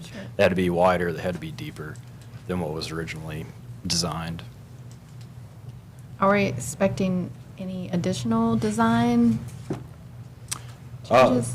Not to these, maybe for a reinforcement area for the pitching area for softball, but we haven't discussed that in full yet. If that were to be the case, how much would it cost? I have no idea. Yeah, I have no idea. Just preliminary discussions. Do we know the total amount in change orders we've had so far? So far, we've had $140,259.85. That includes these two, change order number 4 and change order number 5 that were before you. That equates to 2.11% of the money paid to date.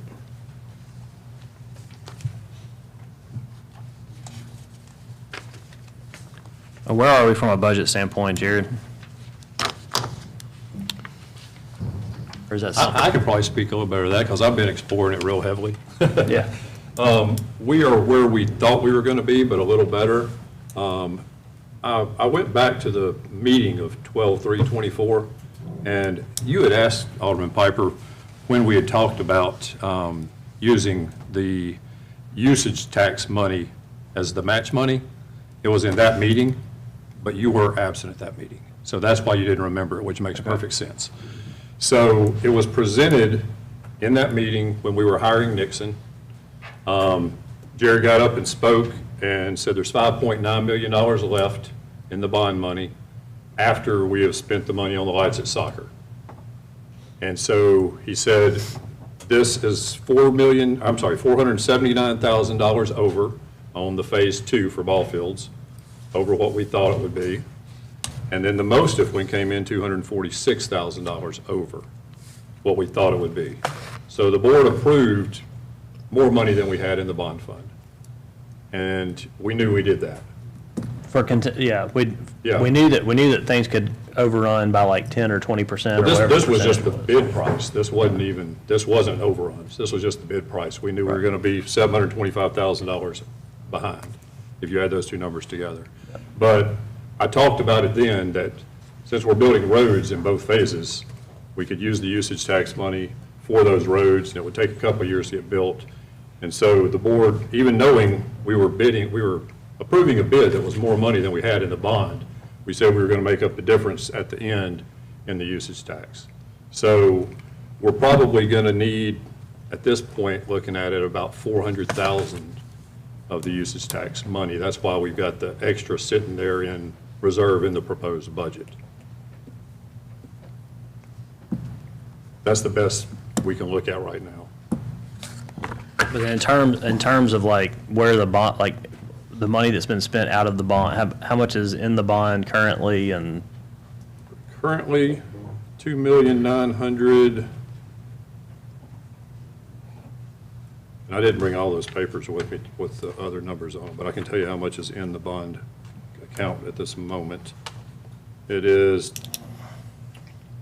$2,329,743.27. So a little over 2.3 million is in there.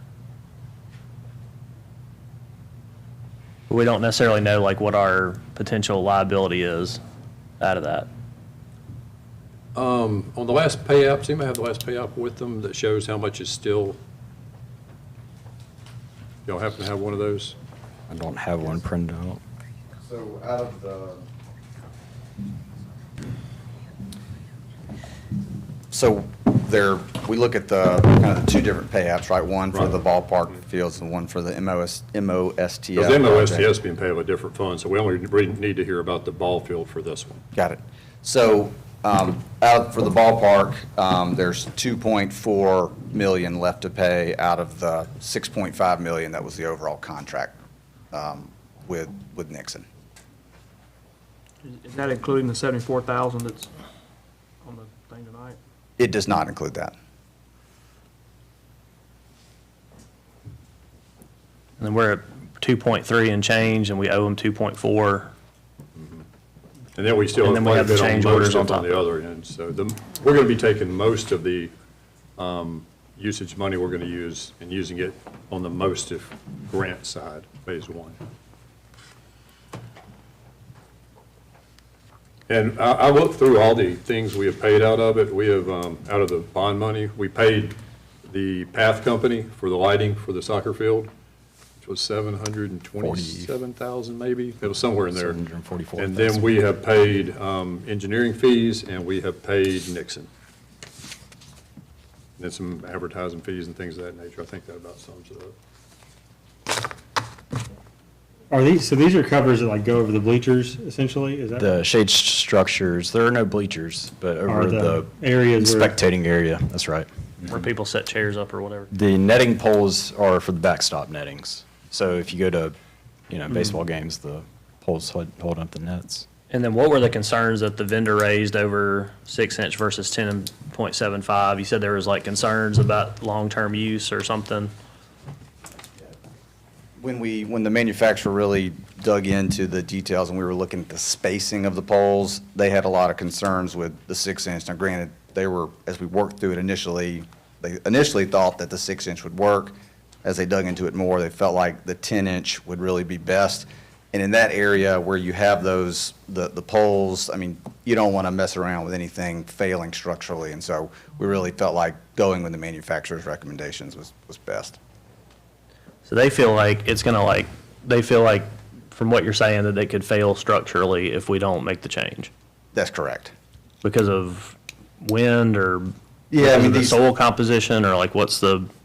It was really more the combination of the distance, but, so you have the poles, but it's the distance in between those poles, and combined with wind loads and all of those things, they really felt like the 10-inch was really the more sound appropriate. And the good thing was we had this discussion before anything was ordered, before anything was installed, and so there was change to, the cost because of the material and the footings, but the timing in which we had that conversation, it really minimized, what the additional cost would be. Could we not just like scrap the coverings and do those later? The shade structures? Yeah. It was in the bid packet. It was in the contract. I don't think we can take it out of their contract. Well, I mean, it was in the contract at a different price. We're not changing the terms. that's, I mean, it's certainly something the board could look at. We would need to go in and, because this change order kind of includes everything together, we would need to see, what the difference is. I mean, I will say, and certainly, money is something we got to be super diligent with how that's being managed.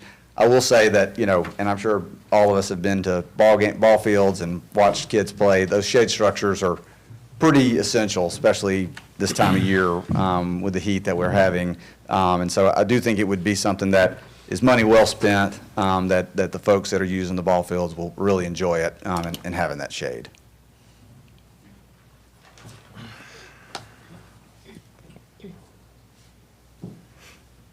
Y'all have other questions on that item?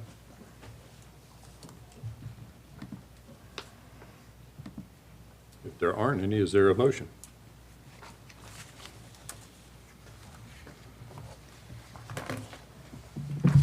Is there a motion? Motion to approve the change order number 4. Second. There's a motion and a second. We'll do a roll call vote. Alderman Piper? No. Alderman McClendon? No.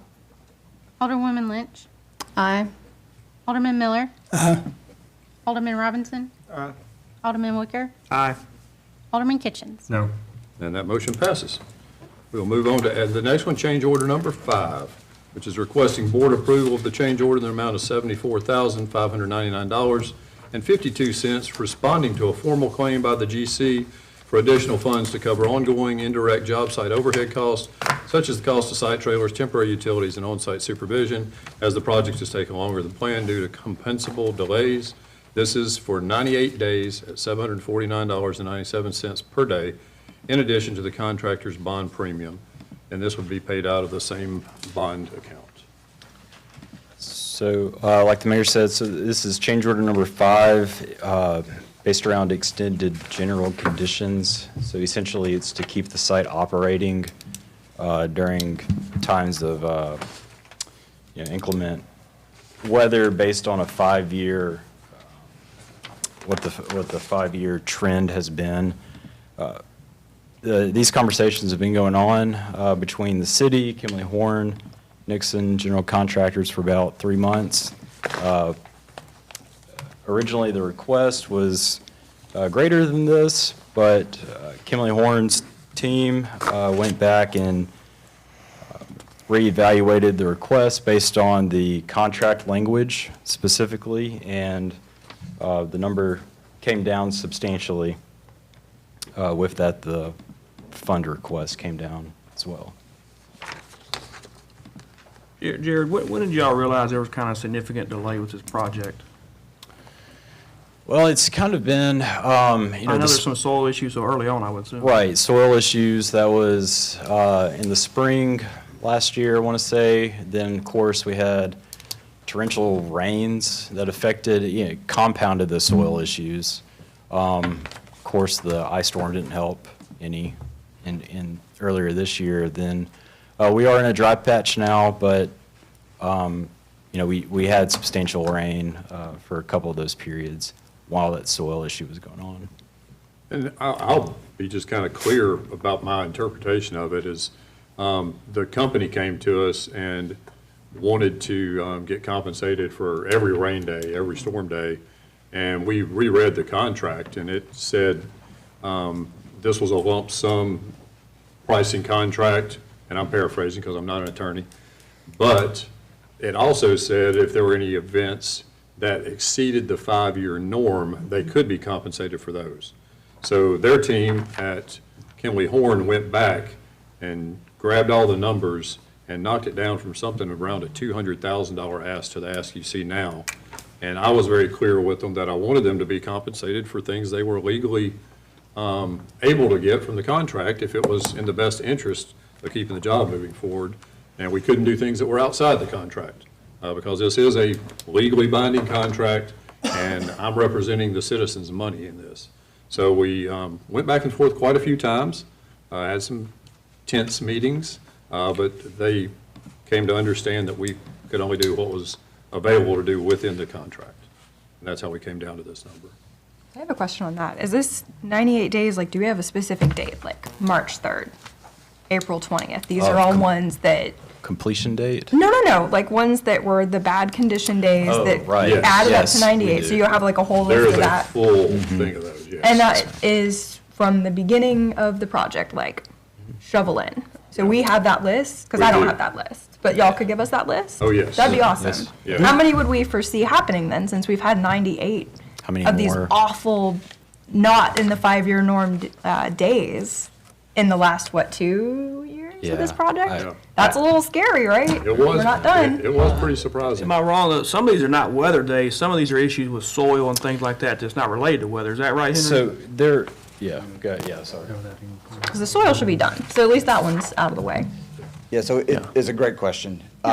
So with any construction period, whenever we identify that at the very beginning, so the very beginning, there was for this project, it was 425-day schedule, okay? That includes typical weather conditions. So and I think it's important to kind of distinguish that the 98 days that the contractor is requesting the payment for extended general conditions, those 98 days, those are not related to the weather. So those are caused by 3 other issues. The weather delays, initially, they asked for compensation for 155 weather delay days beyond what was included in the 425-day original construction period. After we reviewed it and went through, the days and looked at the typical weather patterns during each month, we worked that to where, really the time extension only that was granted for weather delays was 44 days. So there's no cost associated with the extension of the contract due to the weather delays. The 98 days where they are requesting compensation for extended general conditions relates to 3 items which are detailed in the memo that we provided, which were delays related to unsuitable soil in a mound that was on site, but we were going to reuse soil on site for fill. Lagoon drainage system that was encountered that was not, we weren't aware, the contractor wasn't aware, we weren't aware, no one was aware that it was still there. And then also a delay on some of the netting pole footing coordination with the supplier. So that's where the 98 days are coming from. The weather delays are really separate. So I just wanted to clarify that. There are certain things I'd like to discuss and ask about, but I feel like they drift into, there's things I wouldn't really necessarily want to get clarification on in open session with this one. Because we are talking a lot about contractual provisions and what our obligations are and what their obligations are. And I feel like we are kind of drifting into the area where that's probably not, there are certain things that probably should be discussed on this that are probably not appropriate for open session. I think too, like, this is just, in general, like, I know that we've had discussions about some of this stuff, and this is more like just internally. The reason why there's so many questions about all of these items is because, I mean, I know that I did not know there was like kind of a back and forth going on with the contractor, and there was just extended delays going on, or that there was like some really tough negotiations going on, because it's not being communicated to us. So the board doesn't know, like, we have finance committee meetings, and there's no statement like, well, hey, on the horizon, we may have like a $250,000 change order coming down the pike that you guys might want to be aware of, but we're trying to negotiate it down. Like, I don't understand, like, I don't know how many times we have to ask and demand like more transparency just with like what is going on, so that we can, as a board that is financially liable for whatever goes on in the city, like, we have to know kind of what's going on. I understand that it's negotiations, and I understand that it's like, we don't know where it's going to go.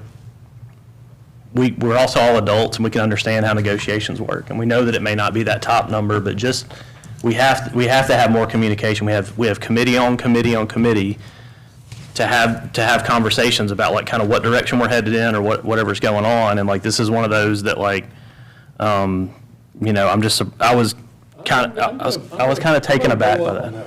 Okay. Because y'all hired these professionals to represent us. Right. We're not supposed to come back to y'all every time there's a discussion or an ongoing. We went back and forth with the developers a lot. That's what, I mean, with the contractors, that's our job, that's their job. Right. And we did it. I mean, I make 100 decisions a day. I don't come to y'all with them. That's not transparency. That's me working for the city with the professionals y'all hired. And I think we did a dang good job of it. I'm not saying that you didn't, I'm saying that when that's hanging out there, right, when we know that the project's gonna be over budget and then potentially more than that, another 200,000 over budget, like, we don't know that until we get our packet on Friday, and then we have to read through it and make a decision on Tuesday, when like, there could have been a little more foreshadowing to it, I feel like. As people who are ultimately financially liable for the city, it would be nice to just have things telegraphed to us a little bit before we get to the actual packet where we're going to be voting on the change order. I know you have to make 100 decisions a day, and like, you don't have to consult with us on any of those things. And I wasn't necessarily saying that you needed to consult with us about the negotiations or how they were going, but at all. You know, that's your job 100%. I'm just asking for more, information when we know something's going on, so that we can try to effectively manage this as best we can.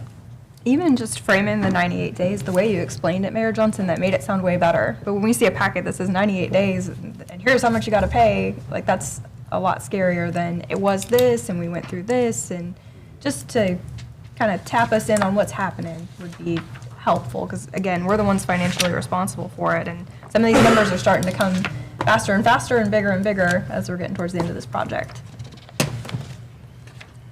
Henry, would you, do you think there's going to be, if you just had to guess with your professional opinion, what else do you foresee in this project, if anything? Well, I mean, I think any of us who've been out to the site recently, I mean, there's still a good bit of work to be done. But what I can say for certain is that the contractor has never been more motivated. The October 6th deadline that they have agreed to is after that point, the city can implement liquidated damages at a rate of $1,000 a day.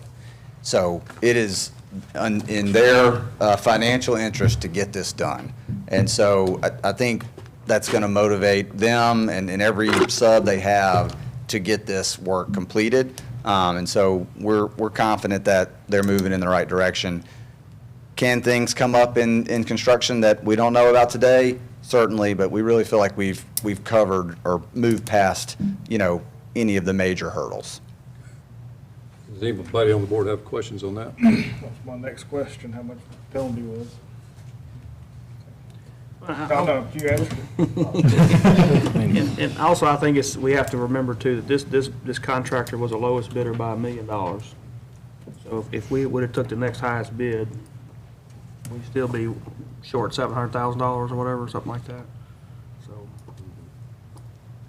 I'm not saying that's right or justifiable, but I mean, that's the facts of the matter too. I think at this point, Steve, it's not like we can just not pay them. We'll be in litigation. Is that correct? Most likely.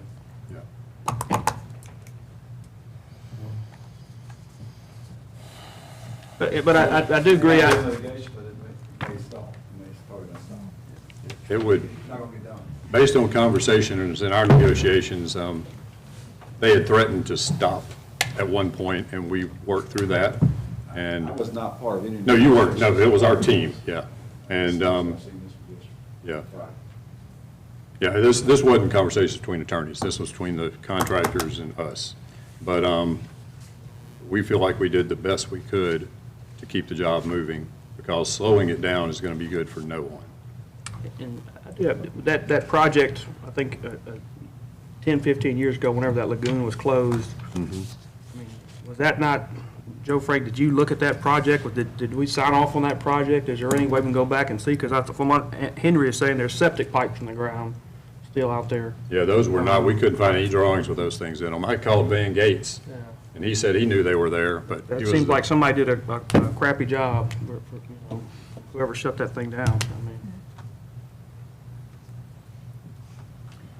And I thought, did we not, we did some boring before we built, and they were satisfied with it, I guess? Yeah, I mean, we did lots of borings throughout that area, really to understand the soil content and what type of, design modifications we would need to make sure everything was, structurally supported. But we didn't hit the pipes in that process. I do think, and I will ask you, Steve, if you think that any further discussion about like our obligations or their obligations to us, like we should probably do that in closed session. I spoke to Alderman Piper earlier about that. I think that's certainly appropriate if that's what the board decides to do, to go to executive session. I'm not saying we should do that today, but just, yeah. There's no more discussion. I'd like to make a motion to approve change order number 5. Is there a second? Second. We'll have a roll call vote. Alderman Robinson? Aye. Alderman Wicker? Aye. Alderman Kitchens? No. Alderman Piper? Alderman McClendon? No. Alderwoman Lynch? Aye. Alderman Miller? And that motion passes. Next one is change order number 6, requesting board approval of a $0 change order to document a schedule extension of 206 days, which identifies a new project completion date of October 6, 2026. This includes 171 days from change order number 5 and the 35-day extension for change order number 4. This 10/6/26 date can only be adjusted through approved weather delay days included in pay apps or through future change orders with approved timeline extensions. Like the mayor said, so change order number 6 doesn't have a dollar value. It's more record keeping and establishes the schedule extension of 206 days with completion of October 6th of this year. And just to be clear, so if they're not done on October 6th, minus rain days, it's $1,000 a day. Is that correct? Right, if it doesn't meet the qualifications for anything that's listed in pay app or change order that requests days, then The only change order you foresee is something to do with the softball mounds or something maybe? that I foresee.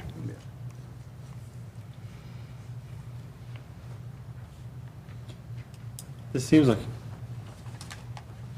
those two clauses seem like they conflict with each other. Well, I think you've still got to have I mean, it can't, if it's within the 5-year average, then they're entitled to it, per contract. So there could be some delay, but. Yeah, if there was some extenuating weather, yeah.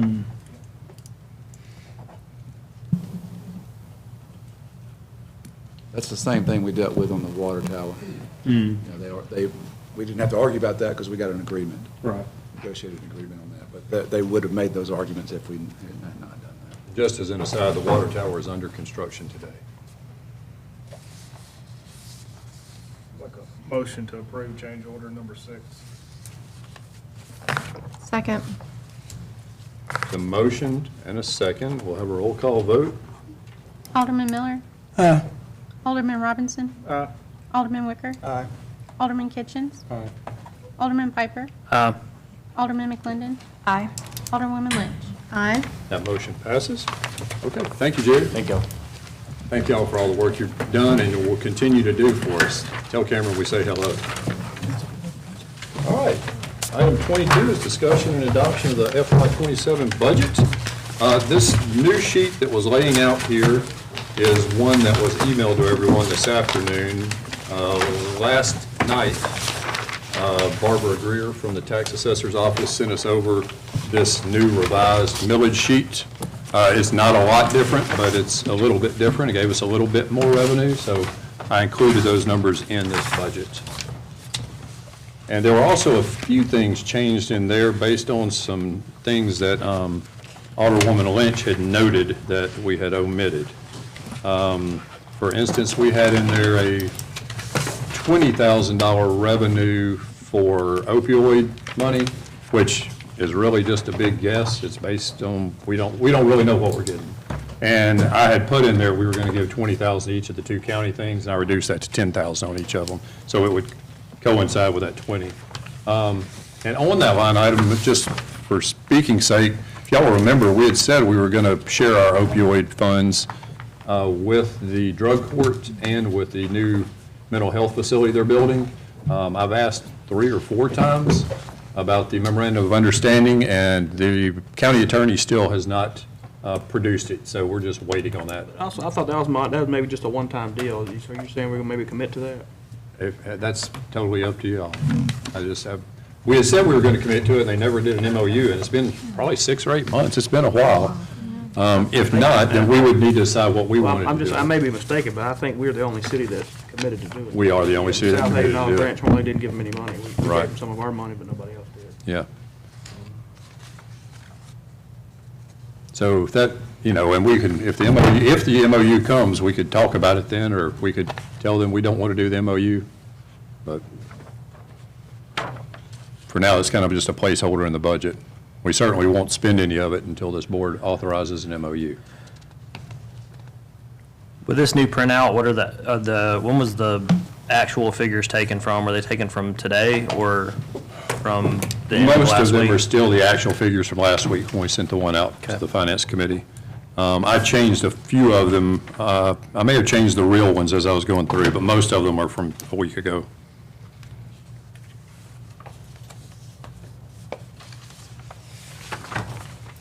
I will, to be very clear, just so everyone understands, and I've always understood it, but I understand also that everybody doesn't do this every day.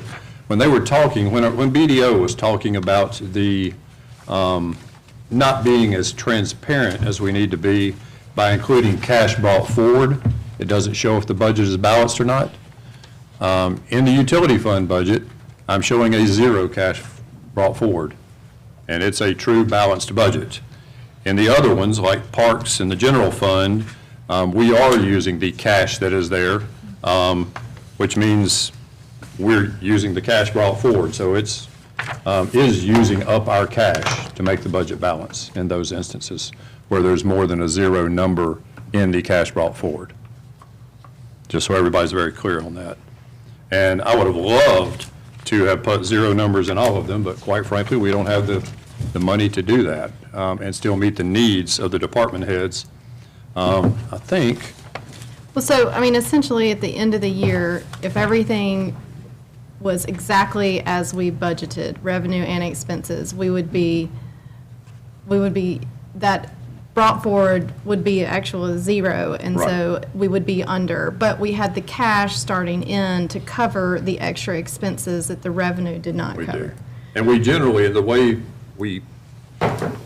that can work is that we try to be conservative on our revenue estimates, and we try to overstate, not a lot, but overstate our expenses, just in case. And so then, what's going to happen October 1, when we start the new budget, I'm going to call all the department heads in and say, don't spend your whole dang budget, because we need cash brought forward next year. So we're trying to do a conservative budgeting that way, and that's generally understood that if you understate revenues or keep them flat and try to overstate the expenses a little, it's going to keep you in a safer spot. And I think all the department heads know that it's not the goal of the budget is not to spend all of the expenses. A lot of them are there just in case. And there are a lot of categories, all of them will get spent, but we know not to spend the entire budget and try to pick and choose. And so y'all got it in front of you, and y'all have had it for the weekend, except for the minor changes that I made today, but are there any direct questions on any certain portions of it? Or one more thing I wanted to mention. When we got the new numbers, I called Jeff Fitch and said, are these the numbers? And he said yes, but he was a little nervous about the numbers from the tax collector that came over from the car tag stuff. And so in the general fund, I just left the previous number. I did not put the new number, which would have been about $18,000 higher. So I'm still a little nervous about it, even after speaking with the tax collector about getting all of those in.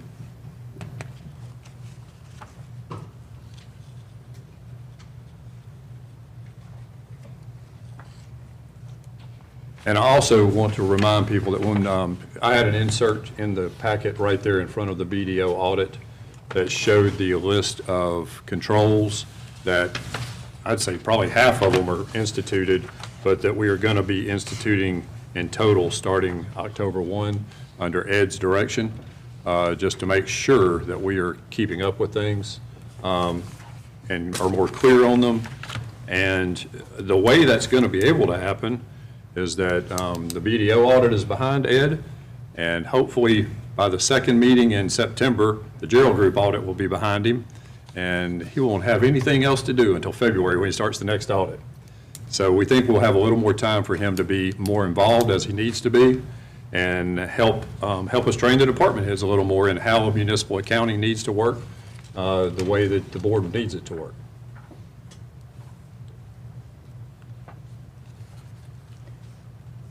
So I had emailed you a bunch of questions this weekend, and I appreciate you answering them, but I do still have a few points of clarification on a couple of them. So in the 001-000-259 trauma care, I was wondering what, for this year, it said it was 115,000, but for the previous years, it was 11,500. Is one of those a typo? That is a typo. Okay. It's 11,500. It's not, Okay. it's not 115. Yes, that's a Okay. big typo. All right, so that definitely needs to be. Yep. Okay, and I also noticed, this is just, you answered this, but the Alderman pay was entered incorrectly, but it has been corrected on this one that we got today. And the administrative also got Yeah. fixed. When the math was done on separate, because when we get those spreadsheets, it just says salary, and you've got to take all the alderman salaries out of it. And that was me putting, for some reason that day, I thought we had 8 aldermen. When I did the backwards math, that's all I could figure I was thinking, so. It is corrected. Now, it is Yeah. showing, it is still showing a pay raise Yes. for all the employees, including the Board of Aldermen of 3%, and a couple of special ones I put in your packet Yes. that were out of that. Okay, I think that, oh, and then the EMS supplies, was we have 3 ambulances, but did we not have 3 ambulances this fiscal year as well, for the full fiscal year? No? Okay. But we did drop that. Last year, we had budgeted 125, and we had dropped that down, I think, this year, either 100 or 90. Let's see, it is 160,502.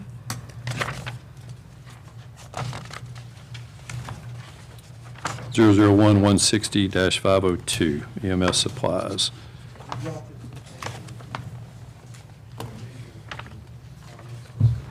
We spent 100,776 last year. The current year, we're about to buy a lot of supplies, but we're only at 58,000 right now. Okay.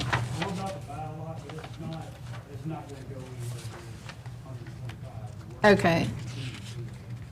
So, okay, so it was one, we just haven't spent, we've only spent half the budget this year, but you're gonna, Well, we changed the way we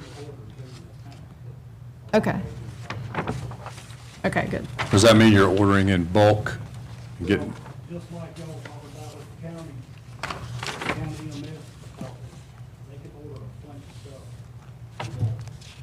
So what we've been doing ever since COVID is their price is cheaper than what we normally buy, and we'll buy it from them if it's the same stuff that we use. And that's worked out pretty good. Also, there was one that we haven't addressed that you had asked about in the tourism fund in the 108, and I talked to Ed about it today. Natalie, you had said you wanted to start having us put some money back for our bicentennial city celebration. I do, I would like to do that. Yeah, and so I was talking to Ed about how we do that without it just going away. Mm-hmm. I think, Ed, don't let me misquote you, but we were thinking we might need to just start a separate bank account, like the cemetery perpetual account, that just sits there and draws interest and can't be touched until there's a board order to do so. And we could just pull that 5,000 from the tourism fund and start that account with it if that's what y'all wanted to do.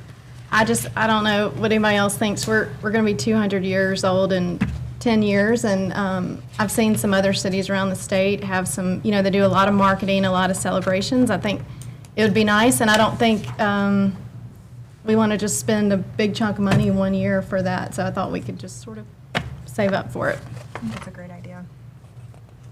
I'll put that down as one of the notes. Some of those other questions that you had in there, did I get them all answered? I think so.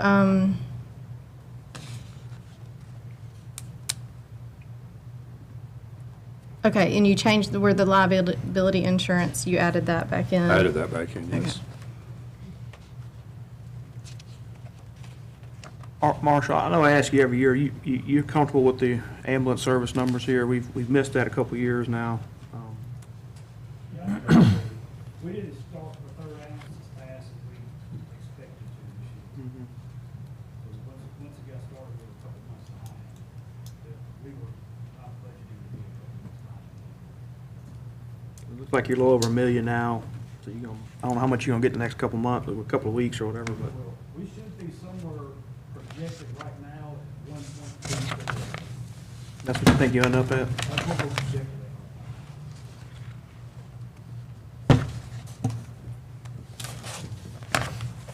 Cassie, you feel good about the police fines, so you're pretty under that right now.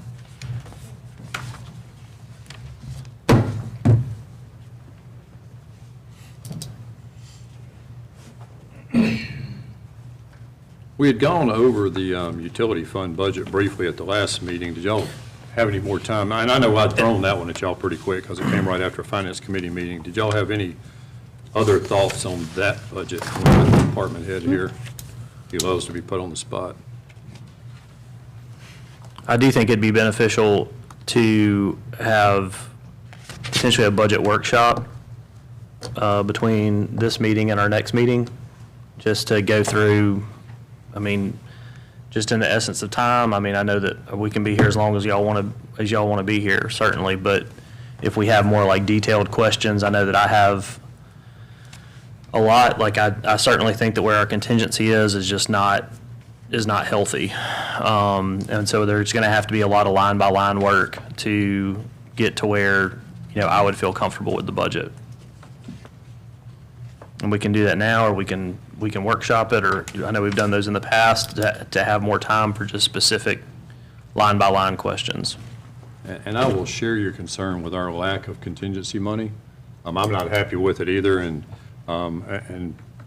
more brains on it are better than one brain, but the department heads and I have gone through it a couple of times and really cut things, in a lot of cases, to what we think are the bare bones, but we certainly appreciate more input.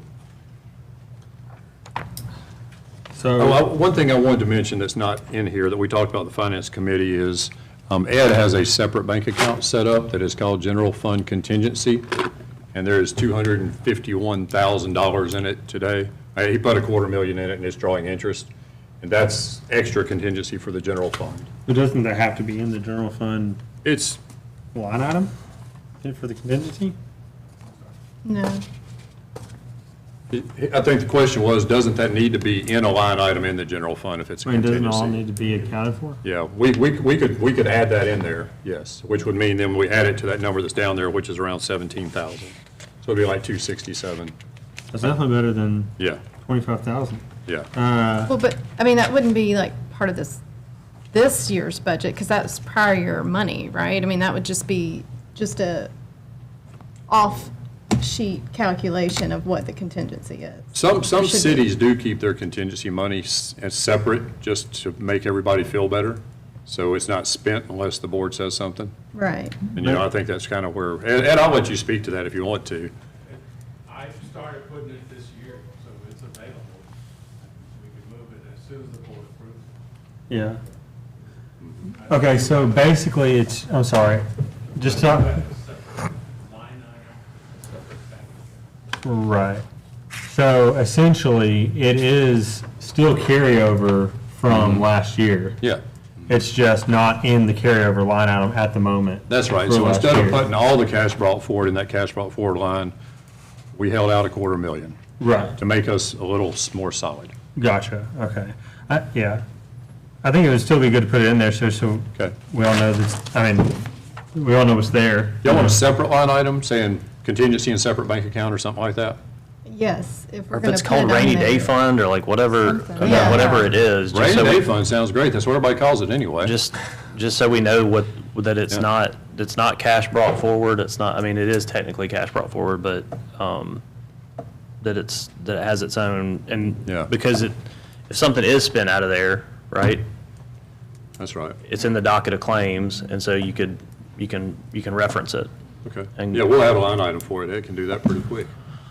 Just so it's in the budget somewhere.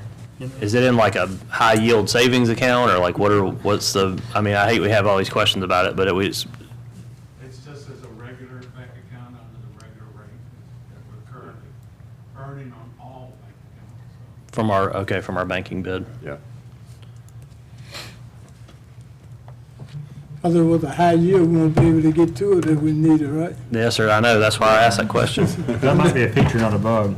I guess, that might be a feature, not a bug. Yeah. Alderman Miller, did you have a question? Yeah, with it,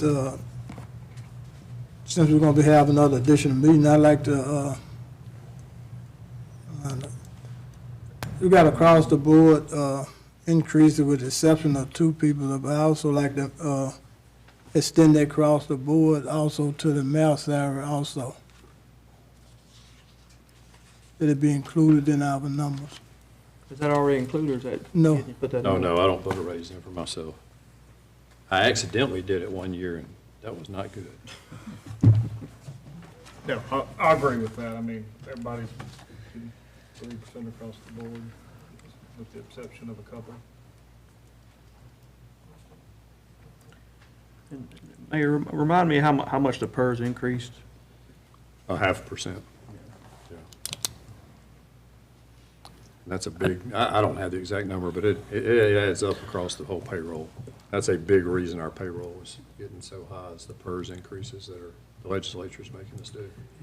Julie, how many employees do we have now? Just off, you know off the top of your head, how many we have? Around 208. How much longer for this PERS increase? Isn't it sort of incremental? I think it's 3 more years. It was a Yeah, 5-year deal, and I think It this goes is. up 5% each year. And, on the expense for our prisoner, we still don't have a handle on that yet. I think it's high, but I can't fight that fight. Well, I'm just asking the jury, I wasn't asking you that. I'm just saying, I think we're being overcharged, so. And we haven't gotten a bill in a while. I was asking Cassie about it. Cassie, when's the last time we got a bill for prisoner expense? We got June, we haven't received May. Yeah, okay. Interesting. I mean, I think there's a strong argument that our contract's not legal as far as we're getting paid a $20 booking fee. But I think Piper took a class in MML that talked about it. I mean, I don't think that's justifiable. The big part of it with a booking fee, from what the class was saying, was that like if the person is booked but then they're found not guilty, that fee should have never been charged and applied. So like, but if they're found guilty, then you could charge that person that amount of money. But there shouldn't be like if there's a booking fee charged to someone that's ultimately found not guilty, then it shouldn't, is unconstitutional. But we kind of talked about it a little bit on the coast, but we do need to like kind of revisit that. If the county is charging us and or that individual a booking fee and they're ultimately found not guilty, that fee should never be levied in any way. Could we ask our Does that city make attorney, sense? Mr. Pittman, to speak with the county attorney and for them together to try to interpret that contract we have? And just well, what they're doing, Steve, and I've talked to Adam about this, and he said that was not the intention of the negotiation. Is like the city of South Haven makes an arrest for a guy for DUI. Well, he's got a contempt of court warrant in Hernando. They're charging each city $20 to book that person in. Two different things going on. Yeah, two different, yeah, we need to dig in and just see. Now, the booking fee is the same thing. He's charging both of them a booking fee. Right, but it's two different bases of saying you shouldn't. Will you work with Mr. Emerson to figure out what y'all can agree on that contract and what we should be paying and not paying? What I talked with Cassie about was that if we are getting charged that booking fee when someone is found guilty, then we can tack that on to whatever court costs, fines, whatever else, that can be included so that we're getting paid back by that individual. And we are trying to do that from what I understand. So that was another part of it. Thank you for bringing that up. But I would really like, I mean, I'm not gonna steal one of Mr. Miller's lines, like I just went to Georgia Public Schools and then Mississippi Public Schools. But, like, we had this one time, what do they call it? Windfall from sales tax money that came in that was approximately $600,000. And so, at the very least, that should be what our contingency amount should be. Because otherwise, we're either spending one-time money from one-time revenues, or we're spending recurring expenses from one-time revenue, and and we're going in the wrong direction. So I think we need to at least set that as a bare minimum goal for the contingency line, and it can be inclusive of that 251 and all that, but I think that has to be where we get to, because otherwise I think we're very clearly going in the wrong direction financially. Yeah, I mean, I think correct me if I'm wrong, I mean, just looking at it from what I can tell, it looks like our gap between revenues and expenditure and appropriations in 2025 was like 2.3 million. So we spent 2.3 million more than we got. And like that's total. And I mean, that's in the general fund. In 2026, it looks like it was like 1.6 million. And obviously, if our carryover is 1.4, and then we have, if our carryover is 1.4, and then our contingency fund is 24,000, then basically we are going to have like a 1.4 million shortfall, not shortfall, but $1.4 million under revenues this year too. So, I mean, that seems like, and we're down to 24,000, so it looks like we're out of runway, So I think something's going to be done this year to kind of do in the vein of what he's saying, because right now in our contingency, we have 0.11% of our total budget in our contingency. So obviously we can't do that, So I know it's tight. I know we've already talked to a lot of department heads, but we're going to have to figure something out, because we're bleeding every year and we're out of runway. But along those same lines, I think we also need to be looking at revenues. I know we deny a lot of things because of personal preference. Sometimes we got to not let personal preference stop us from having business that's going to generate revenue. Everything that we do can't be aesthetics, because that's cost also. So I mean, it's a combination of everything. Not only we couldn't, but we also got to look at producing revenue. In my opinion. Businesses over at Delta Landing should start popping off, I would think, soon. But we had some business that we turn away too. That's what I'm saying. Yeah, Delta Landing is one that I'm talking about. New businesses coming in. We got to, sometimes we have to take our own personal preference, almost like you did tonight, Alderman Kitchen, that you took some of your personal preference and made a vote the other way. We all voted that way. And I did too. I'm a pastor. Same. Yeah, so that's what I'm saying. So sometimes we have to look at what the good all the way and take some of that personal out of it, because I totally agree, and I've been talking about continuous, having a contingency ever since I've been on the board. Yeah. Even back with Sam Lauderdale, so it ain't nothing new. So I know in our finance committee, we talked about maybe doing some sort of loan for some of these grant matches and other things. That's not in this It's not, budget. no. is it? There are Okay. no loans in the general fund. The only loan was one for all the equipment we need in the utility fund. Right, okay. But we could do, there are some large matches that will be needed.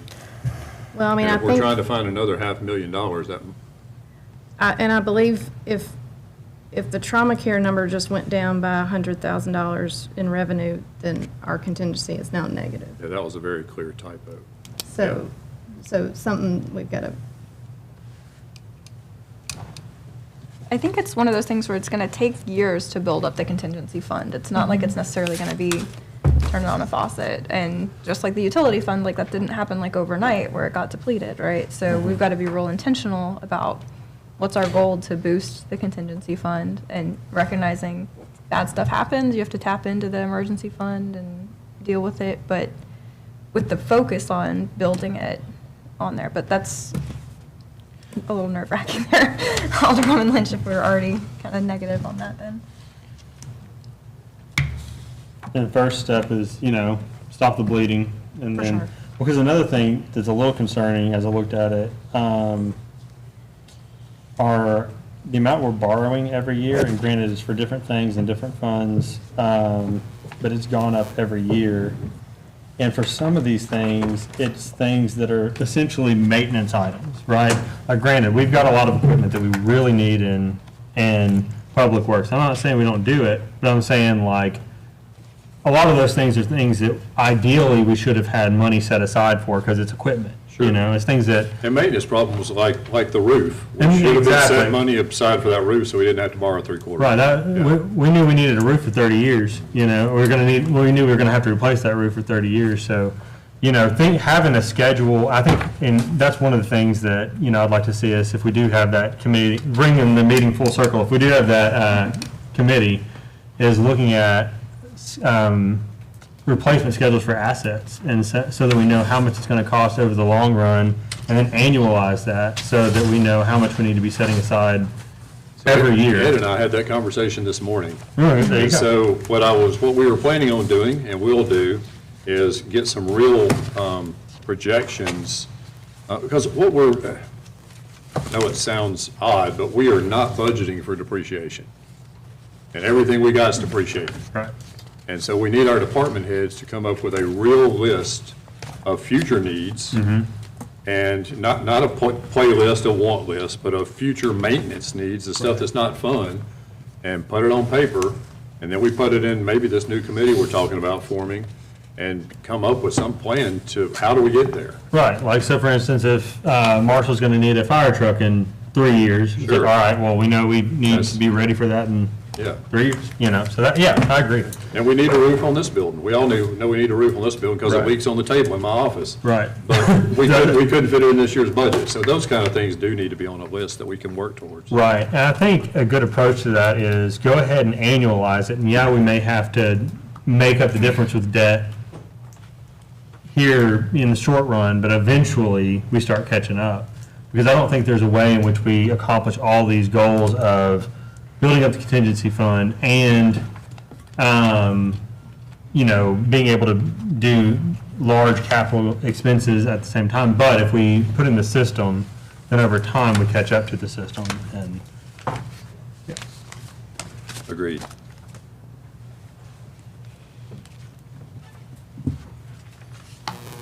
What other questions have y'all got?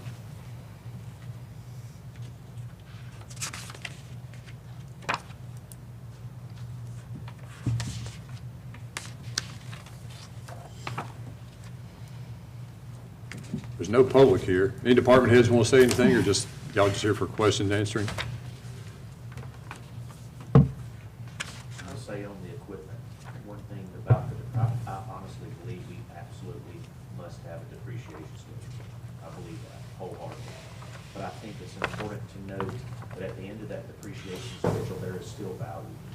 Yeah. So that value needs to be considered at the, whatever that term is. If a piece of equipment is 6 years, 5 years, or 8 years, there is a value to that, at the end of that, and we can't let it sit and rot. We have to be able to understand that at that period of time, where we are, that value needs to be realized, to put back into it. So we're not borrowing the total of that amount, we're borrowing the total of that amount over 6 years minus its value.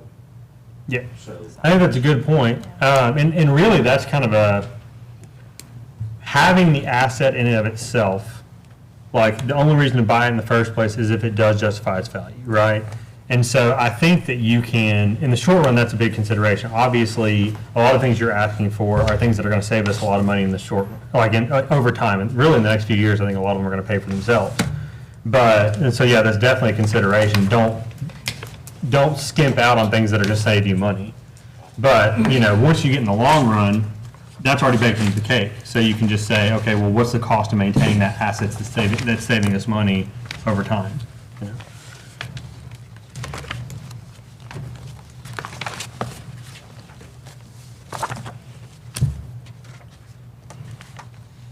So are y'all wanting to do a workshop, or y'all want to make a motion? What do y'all want to do?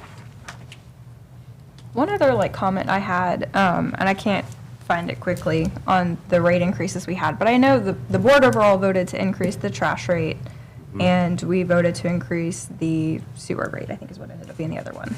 As a board, we did. And the water on the people outside the city. Yes, there's a couple ups to people that are in the city though. So as a alderman, I would not like to take a raise this year. I think I should stay flat and not take 3%. And if I'm the only one, that's fine, but. I'm good with that. I'm good, Yeah. Yeah, I figured that's what we would do. So, well, we get what do y'all think? I know it's hard to say it on the record, but. What's that? That we forsake the 3%? I'm good with it. $30, I mean, it ain't no big deal. We don't get paid anything anyway. Well, I'm just saying, so what, even how small it is, when they bring back if they adjust the numbers, then that can be not being shown. I think they doubled our contingency. Huh? I think they doubled our You say something. I mean, that gets us closer towards having our 200-year celebration. Yeah, I'll take it. That way. If we did a workshop, would we just do it like next Tuesday? We should pick a date for it to that point. In the spirit of it being 9 o'clock? Calendar, everybody got their calendars with them?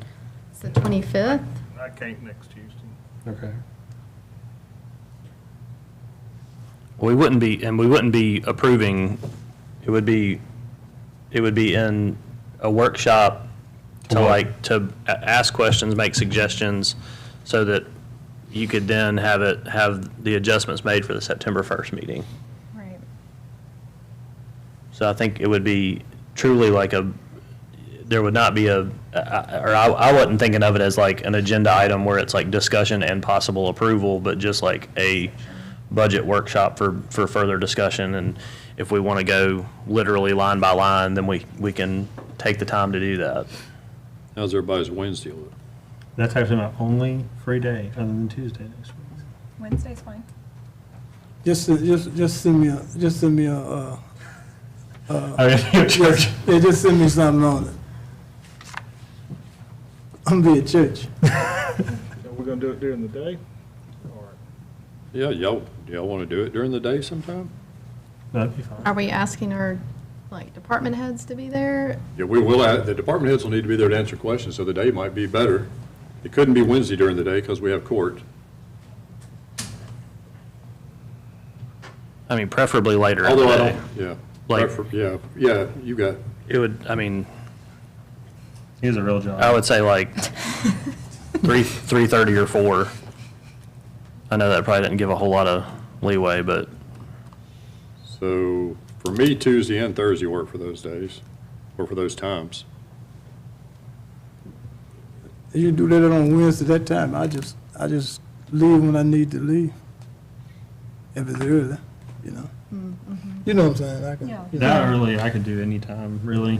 It's soccer and I can skip soccer practice too. So. I can do it Wednesday, but like I said, if you're talking about 3 or 4 o'clock, I can, make it happen. if we make changes on next Wednesday, Nicole, is that gonna give y'all enough time to get it turned around for the 1st? And we'll stick some of these changes y'all have discussed in here, and we'll highlight them so y'all know where the changes were made